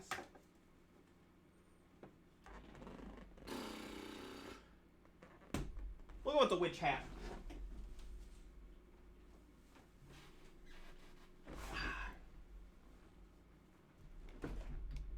Gaston's wishes and presumably her father's wishes, since he's anti-beast and at least Gaston sympathetic or Gaston adjacent at this point, to let him be taken away instead of, God forbid, taking a break from having the Midas touch of chaos. And like we said earlier, Gaston is an operative. He understands that Maurice's work as an inventor will ultimately be destructive to his town in the long run. But he's also willing to let Maurice continue to be free if Belle marries him, because he knows that his 7 sons will end up wielding enough power in the town to counteract any of those negative effects. But for the time being, he's fine with just removing him from the society to go to the insane asylum. And this Jesus Christ.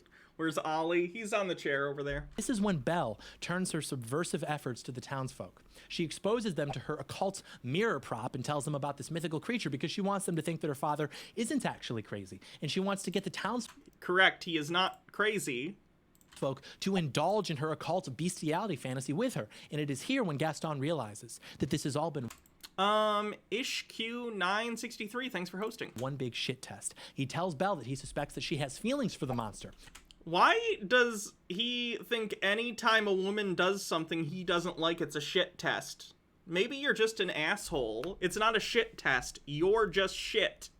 And Belle replies by saying, "He's no monster, Gaston. You are." And at this point, Gaston realizes that Belle exists to pervert and degenerate everything that she comes into contact with. It is no longer about his dream of making her his wife and giving her a happy and fulfilling life. Gaston realizes now that it is more than that. It is about an obligation to his people. She is the ultimate wielder of destructive feminine energy, and he realizes that the only way to stop it is for him to finally take control of her and provide to her that authoritative masculine influence that she...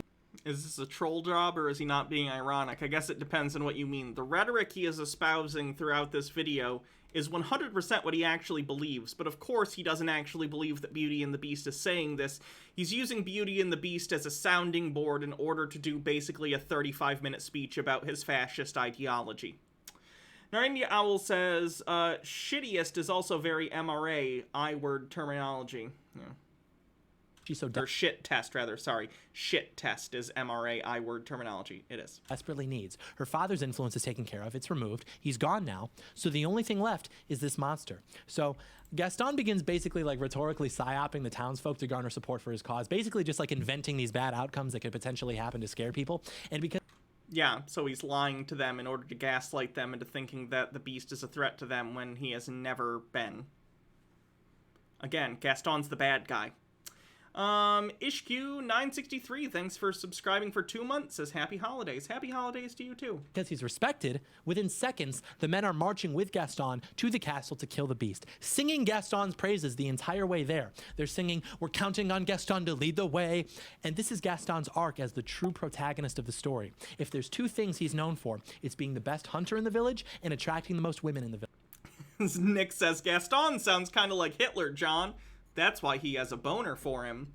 Zero V Streaming says, this video makes more sense if you see it as John's long-winded way of saying he's afraid of getting cooties. And so now, he must conquer his most deadly hunt yet in order to stop the true Beast, Belle's destructive feminine energy, thereby conquering the most beautiful woman in the process, because Gaston is the hero, Belle is the villain, and the Beast is basically a tragic anti-hero. And in fact, the Beast is such a weak leader that when the castle is under attack, he's pouting in the West Wing with no plan, no way to inspire his people, whereas Gaston literally just makes up a few stories, and within 5 minutes, he has an armed caravan about to storm the castle. And he still loses. What a beta, am I right? Scott Comet Fallen says, that's bad. Thou shalt not bear false witness, John. Oh, it's cute that you think John actually believes in the Bible and isn't just using it as a rhetorical tool in order to manipulate his stupid audience. They've got a song prepared, and because Gaston is a true aristocrat with honor, he tells those below him that they can have whatever they can find for themselves. However, the Beast is rightfully his because he's the leader, and the people all respect this because they respect Gaston, because Gaston has a true allegiance to noble and traditional aristocracy. And in fact, the castle's counterattack wasn't even launched by the Beast. It was launched by a candle. But a candle that got laid. I can't believe the movie basically explicitly says the candle fucks the duster. I just remembered that. Then Gaston finds the Beast, and the Beast, seeing an arrow aimed at him, he literally turns away because he's pouting over a woman. Gaston He's gonna be turned into a beast anyway permanently in a few moments, which is why he doesn't care if he dies, John. Again, actually pay attention to the plot of the movie. Recognizes this. Maybe John's issue is that he can't understand people's internal lives because he is incapable of having empathy. And tries to do him a favor by at least awarding him a soldier's death. John is pro-aristocracy. As long as he gets to be a member, of course he is. So he shoots him with an arrow, and instead of just continuing to shoot him with arrows and killing him, he lets the beast go out fighting. But the beast refuses to fight back, but then Belle shows up, and now the beast is fighting back, and Gaston yells, "It's over, beast! Belle is mine!" But what does this mean? What does he mean, it? It is over. Something that he and the beast have both been experiencing. Gaston means this. Their fight, you idiot. Again, I know he's not serious. Like I said, I know he's just using this as a rhetorical tool in order to get across his shitty, like, fashy opinions. I understand that. But his audience is very stupid if they don't understand what he is doing and really think that this is a valid interpretation of the film. RMG with another 500 bits says, Hannah, he doesn't fuck the duster. He makes love to it, you pervert. I apologize. This metaphorically. It's over, meaning Belle's reign of Jezebel N says, sorry to be off topic for a moment. I wanted to share the good news with you that I finally started hormones. Fuck yes. Congratulations. Chaos. She will now be under his authority, and she will be happier and stabler for that. The beast cannot have this because he's insecure. He would rather have Belle be in control over him and continue to invert reality. Or he wants to be an actual partner to Belle, you know, like a normal human being who doesn't feel so insecure that they need to put themselves over their partner in order to feel like they have any stability or control over their life. Than have her be with another man. This is different than Gaston. Simple Cat Girl says, you know, even if the Chuds ever get their fast dreams to come true and John got married to fulfill his desires, would they even be happy, or would they chase an imaginary danger to fill the void of being unhappy? John wouldn't be happy. I don't think John's capable of being fundamentally happy because he is a person who doesn't feel empathy for others. I think empathy is very important to a feeling of, I don't know, connection to the world. I feel like people like John always, no matter what, feel this level of separation between themselves and other people. I think that's why John finds it easy to put himself so far above other people, especially people who are different than him, you know, women, minorities, etc. I think that's how a lot of people fall into fascism, at least at this level. I mean, there are other ways people do.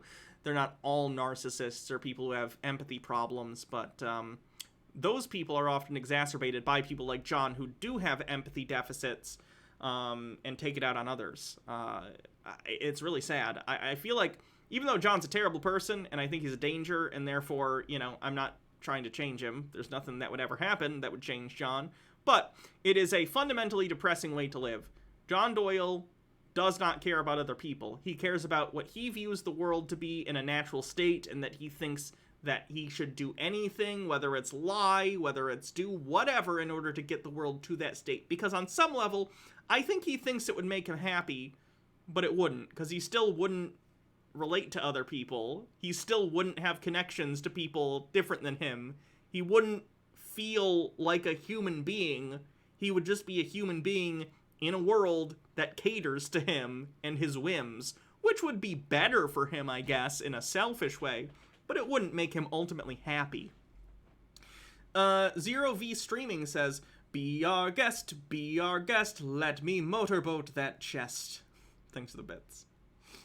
Who asserts himself from a place of objective value and confidence. The beast asserts himself from a place of insecurity. Gaston being with Belle would make both of them happiest, but the beast being with Belle... Salion the Forbidden One says, so Gaston is good for forcing a clockwork making grandfather to be put in an asylum so that he can reject industrialism, and his raw sexual bravado makes him good, while the beast is bestiality loving beta. And somehow women want chaos and control, and this is bad because women don't love order. I feel like this is bad. Reject modernity, Gaston, or furry fun beast. Pick one. Yeah, it doesn't really make sense that he says women are the epitome of control, or epitome of chaos, but also they want to subvert reality by being in control of men, which isn't true anyway. But control is kind of the antithesis of chaos. Yeah, the Jordan Petersonian, like, bullshit doesn't make sense on any level if you actually think about it for 5 seconds. would just make the beast happiest, or at least less miserable, which is why he was literally willing to let Gaston kill him about 2 minutes prior to this. This is the difference between confident, capable love and weak, insecure love. The beast let Belle go because he just wanted her to be happy or whatever. Gaston... And he got the girl, so how'd that go?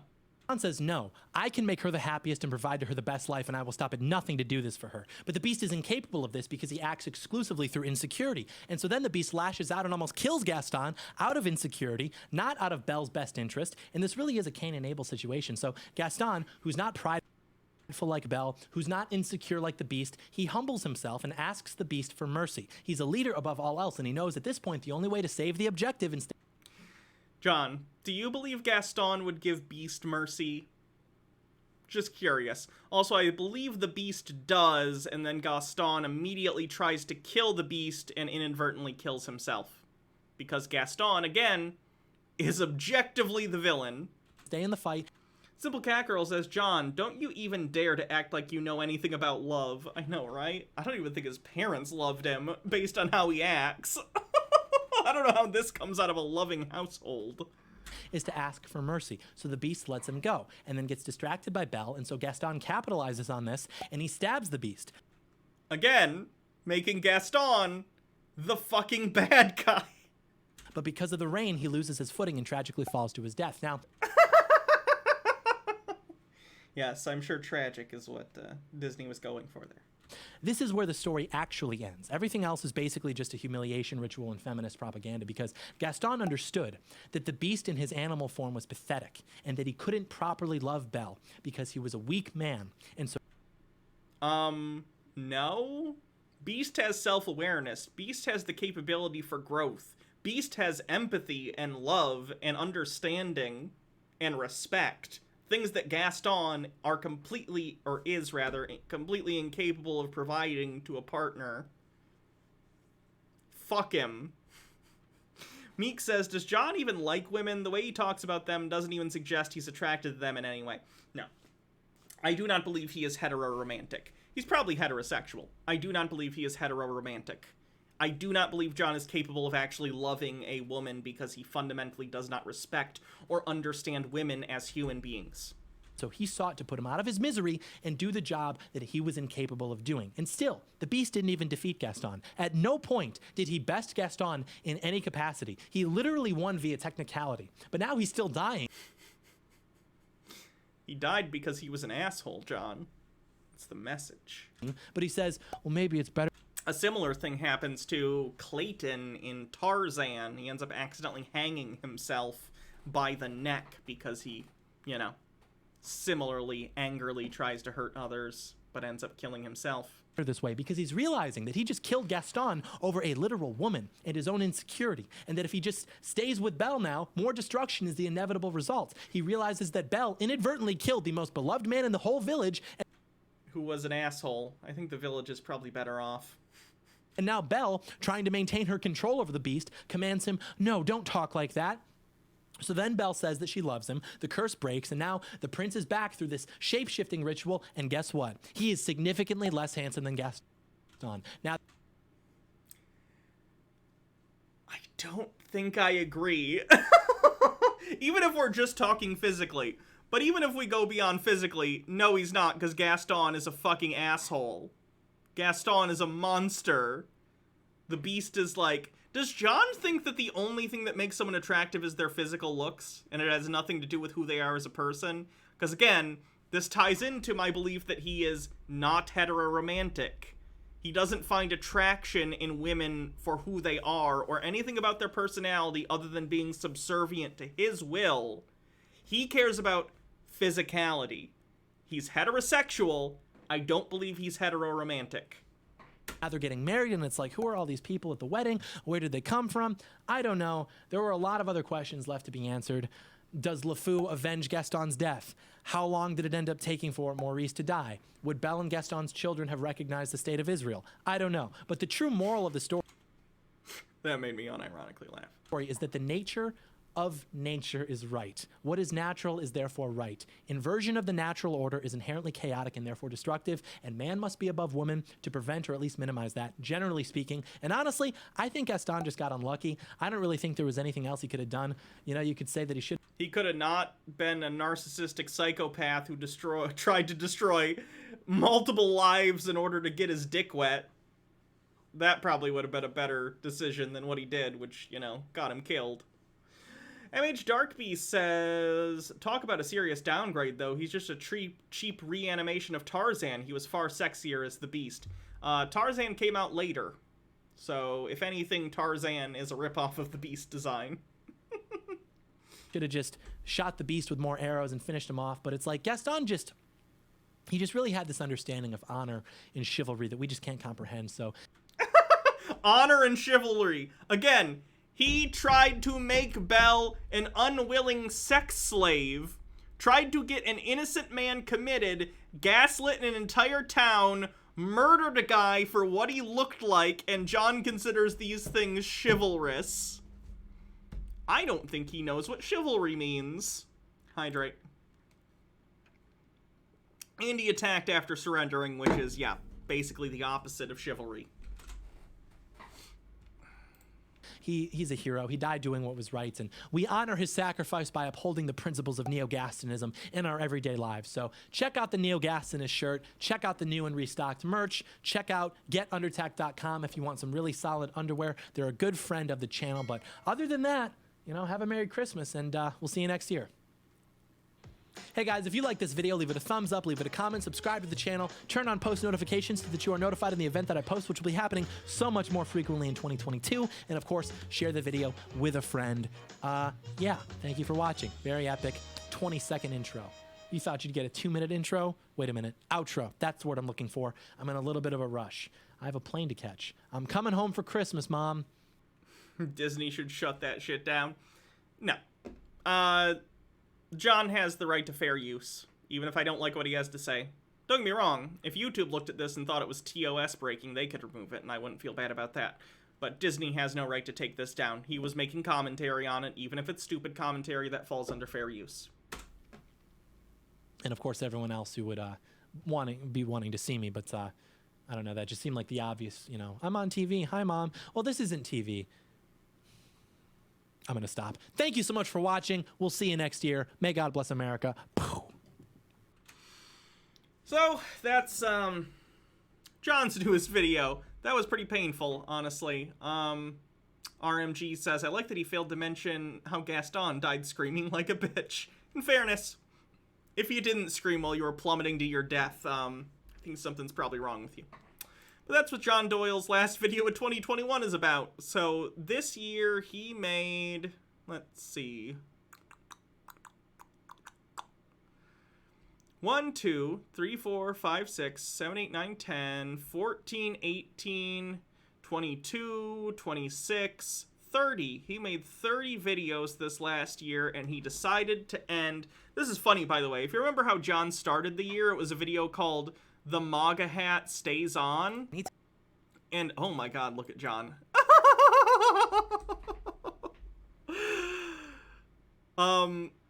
He did a whole video that's like 18 minutes long that we've made fun of before. It's actually one of my higher rated or higher viewed videos on my YouTube channel of when we made fun of this after the election. And John was like, the MAGA hat stays on. It never comes off.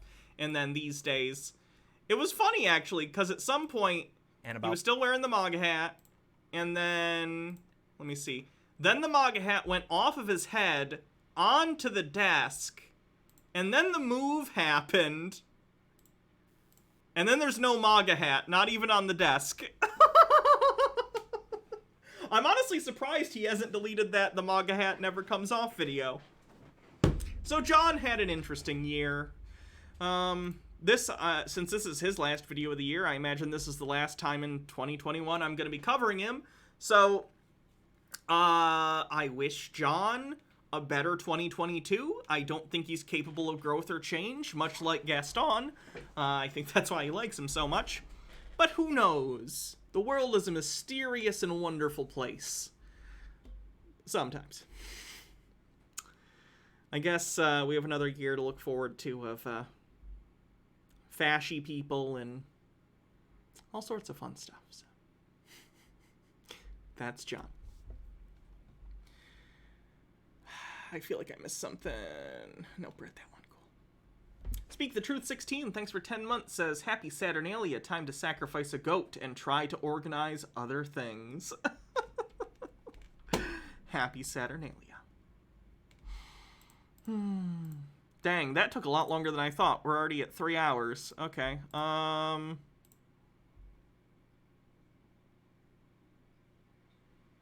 guess let's do this cleanse and we'll probably call it a night.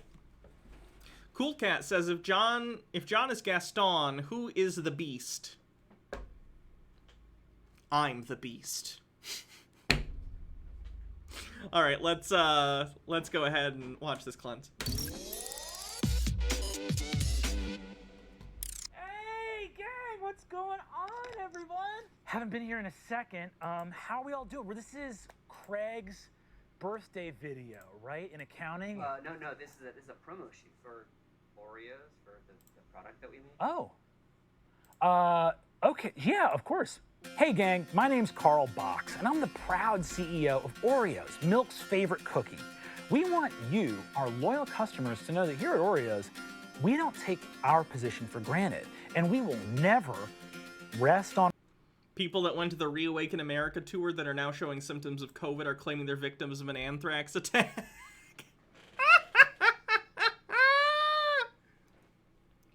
What dumb assholes. You go to a conference literally full of people who make it a part of their personality to not get vaccinated and not take any precautions for COVID, and then they're surprised that they get COVID? What fucking children. On our laurels. See, this is why long-term I'm not super concerned about people like John and people on the right, because at the end of the day, while there are smart people at the top trying to puppeteer the manipulated people, the manipulated people are really, really, really stupid. Like, there's a reason Nazi Germany fell apart and lost the war. And it wasn't just because, you know... it wasn't just because other nations were attacking them. Nazi Germany was fundamentally unsustainable, as is basically any super authoritarian state on a long enough time scale. It's just really dumb. You can't make a society built out of the dumbest people at the top and then expect it to be stable and prosperous. Anyway. That's why we've been hard at work innovating brand new ways to enjoy your favorite cookie. From minis to double stuff, all of your favorite flavor varietals like golden, mint, and Halloween. Sorry, gang, can we stop here? Can we pause down for a second? Oh, yeah, sure. What's up? Sure, okay, number one, just like, we can agree that Halloween is not a flavor, right? And kind of to zoom out for a second, we should absolutely be resting on our laurels, right? Excuse me? I'm not gonna narc on you guys, just keep cashing the checks. You don't have to come into work. It's Oreos. We work at a money factory. Like, go home. Can we hold real quick? Yeah, let's go home. Let's stop. Yeah, what's up? A lot of people have worked really hard. Why? We could just make Oreos. We are just making Oreos. No, we're making crazy bullshit. Kyle, please run me through the new approved Oreo varietals. Okay. I think this guy also runs a D&D game that's pretty funny. I haven't actually sat down and watched the whole thing, but I've seen clips of it. It's pretty good. You got your double stuffed Oreo. Cool. I guess I should say, I don't know if it's D&D specifically, but it's some kind of tabletop game. I don't know what they were playing, but it was a tabletop game. Oreo, which is football shaped. Your big stuff Oreo, which is even more. How is big stuff different from double stuff? It's bigger. Oh, fuck. After the smash success of our birthday cake Oreos, we got to thinking of all the other special events that could use the world's greatest sandwich cookies. From wedding cake Oreos to graduation Oreos, retirement Oreos, to bereavement Oreos for funerals. Nope. Hey gang, nope. We're not doing that. People love it. What do you mean people love bereavement Oreos? Focus groups love the taste of them. Yeah, Kyle, they taste like Oreos. There you go. Strawberry milkshake Oreo. strawberry Oreo, it's different than strawberry milkshake Oreo. You need to be able to explain what the difference between strawberry milkshake Oreo and strawberry Oreo is, or I'm going to burn the building down. So the milkshake, it has more of like a milkshake taste. Milkshake's not a taste. It's a consistency. It has the consistency of a milkshake, this cookie? No, it has the consistency Of an Oreo, right? Yeah. Our 4th of July Oreos were such a smash hit, we had to introduce our Civic Holidays line. Make sure to try our Smoky Barbecue Labor Day Oreos, our Caramel Memorial Day Oreos, ooh, this mouthful, and our Green Tea Arbor Day Oreos, now with real wood.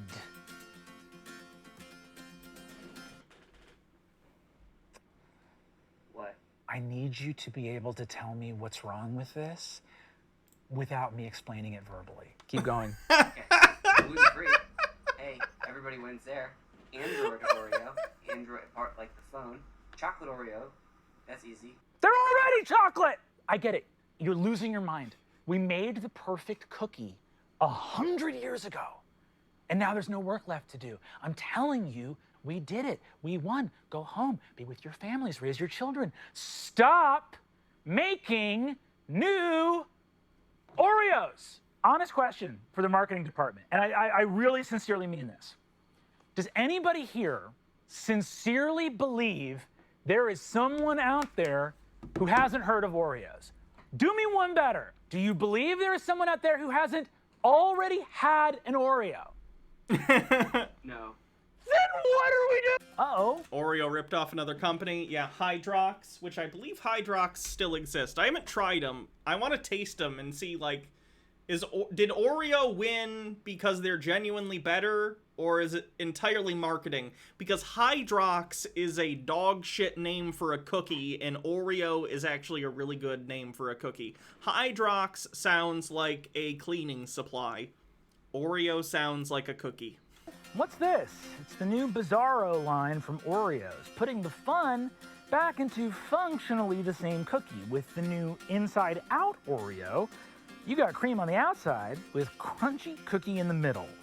With the Oops All Letters Oreo, you've got a package of just the part of the cookie that says Oreo on it. And with the Dodecatuple Stuffed Oreo, 95% of the Oreo flavors are nasty. I guess I haven't had a ton of them, but the ones I've tried I liked. I've had red velvet ones that were pretty good. I didn't like the chocolate chip cookie dough Oreo ones. I think I've had like apple pie ones that were okay. The birthday cake ones are okay. I've had good other Oreos. H. Baird says, I hear Hydrox cookies prevent COVID. Funny. Enough. Carrot cake ones. I actually haven't tried them. RMG, wow, you are just the bits. You're just like making it rain with the bits today. It says, names aside, they're Oreos. They're good. I'd eat them straight into diabetes if I could manage it. I can't even believe what I used to do as like when I was a teenager. And I have had disordered eating a lot of my life. I've lost a lot of weight and I continue to do so now, which is good. So don't worry. I'm not, overeating anymore. But like I used to in high school sit in my room and literally, this is when I had a job and a car. So I was probably like 16. I was working at like a fast food restaurant for extra money. I'd like go to the store and buy a pack of Oreos on like a Friday night. This was back in 2011 or 2010, so video rental stores were still a thing around me.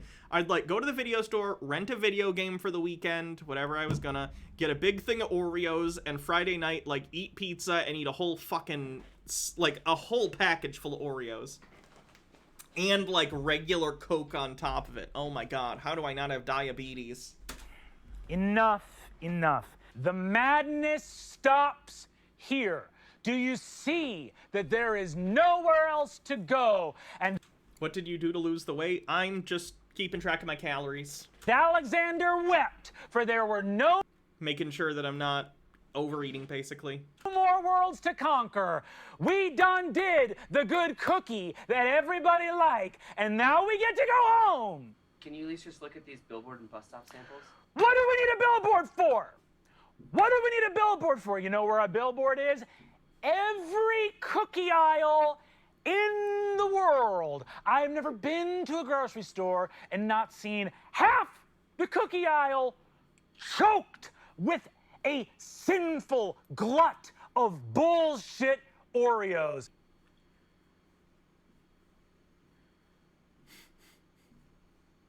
You have a poison. Calories in, calories out, however you have to do it, yeah. And I'm still working on it, obviously. Like, I still have, like, a lot to go, but, you know. I'm down a decent bit. From my height, I'm down, like, 50 pounds or something like that, so... I'm doing good relative to my height, but, you know, it's just a time thing. I'll get there. In your mind, and the fact that you can't see it makes me so sad. We work really hard. Don't. Oreo soft cookies, they're softer. They don't have as crispy of an outside. Oreo thins, they're also quite crispy.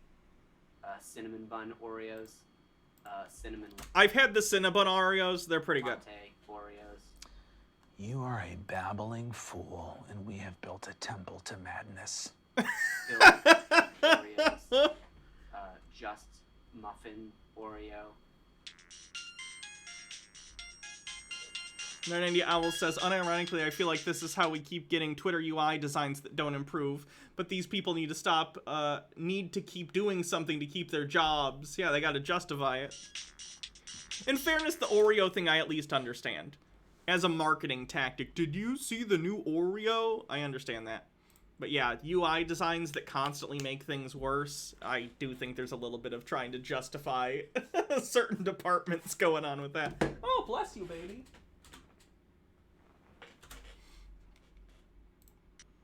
Can we watch this cleanse? How long is it? Is one of the world. We might be able to skip through it, but I don't know if I want to spend another 5 minutes. We watch those dog wash videos a lot. Hello? Craig! What's up? Guys, Craig, happy birthday, my guy! What's up? Yeah, I'm in the office right now. Oh, man, it's great to hear your voice. You taking it easy? No, you're working 80 hours a week. It's too much, Craig. Funny. Oh, wait, there's a little more. Bluetooth. It tastes exactly like an Oreo. Because it is one.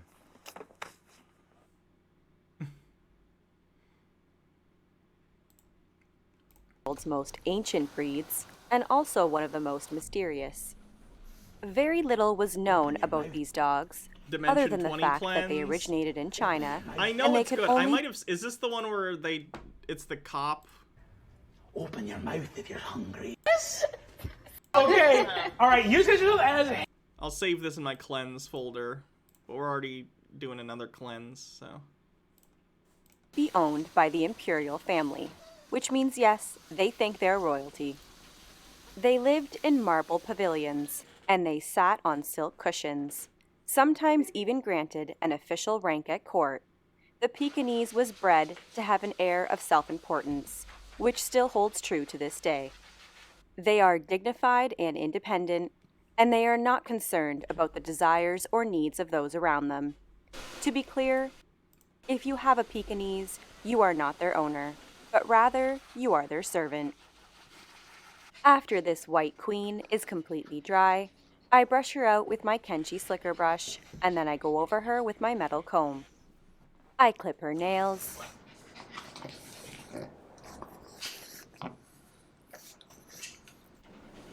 I remove some of her eye boogers, and then I shave out her paw pads.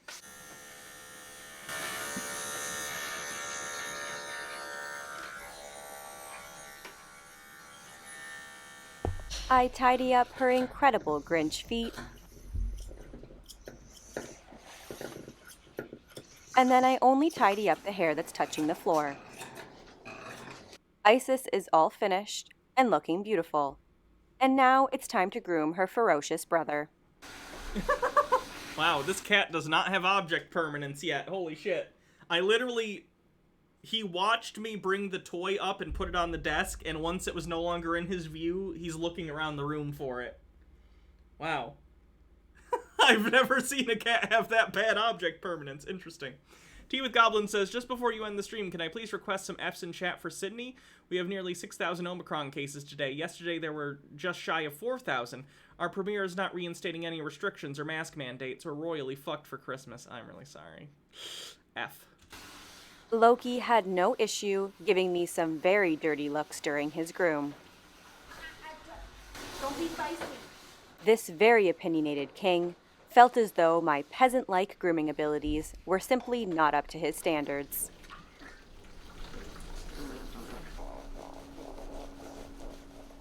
I guess I shouldn't expect a tip today.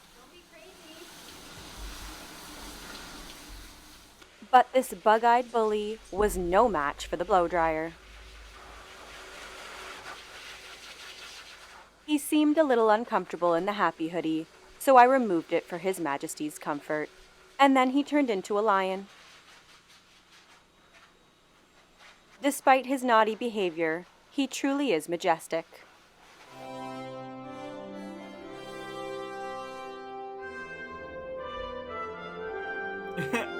Honest Noir says he's an orange boy cat. They have a grand total of 2 brain After cells. he is dry, I brush out his very high-maintenance coat with my Chris Christensen coral brush.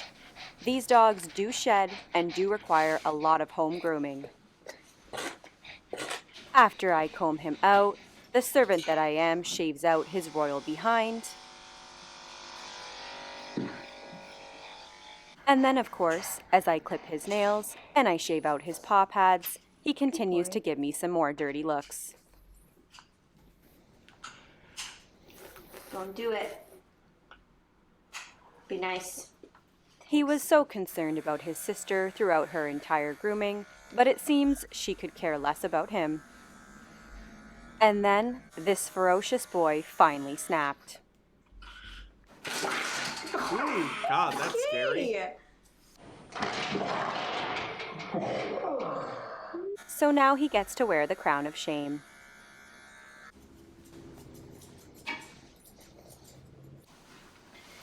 It's like I put the cone on him and he got deactivated. While he may have been defeated, he put up a good fight, which holds true to this instinctive nature of this tiny little gremlin guard dog. I sprayed him down in our sugar cookie cologne. You're very mean. That was not nice. It's very uncalled for. And this ferocious boy is all finished. And clearly, I must have done a superb job on Isis. That's extremely rude. Oh, God. What? No! No! You're farting at the same time. Stop! Thank you so much for watching. I hope you Don't kink shame, lady. enjoyed these hilarious mongrels.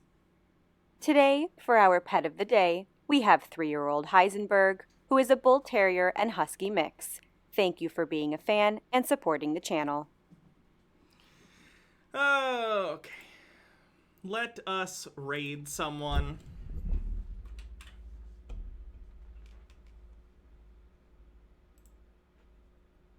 Robot Monkey Cat, thanks for 3 months, says my eyes.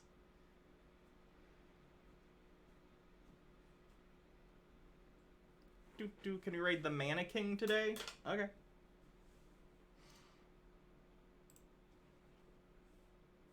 The saintly Santa figure is derived.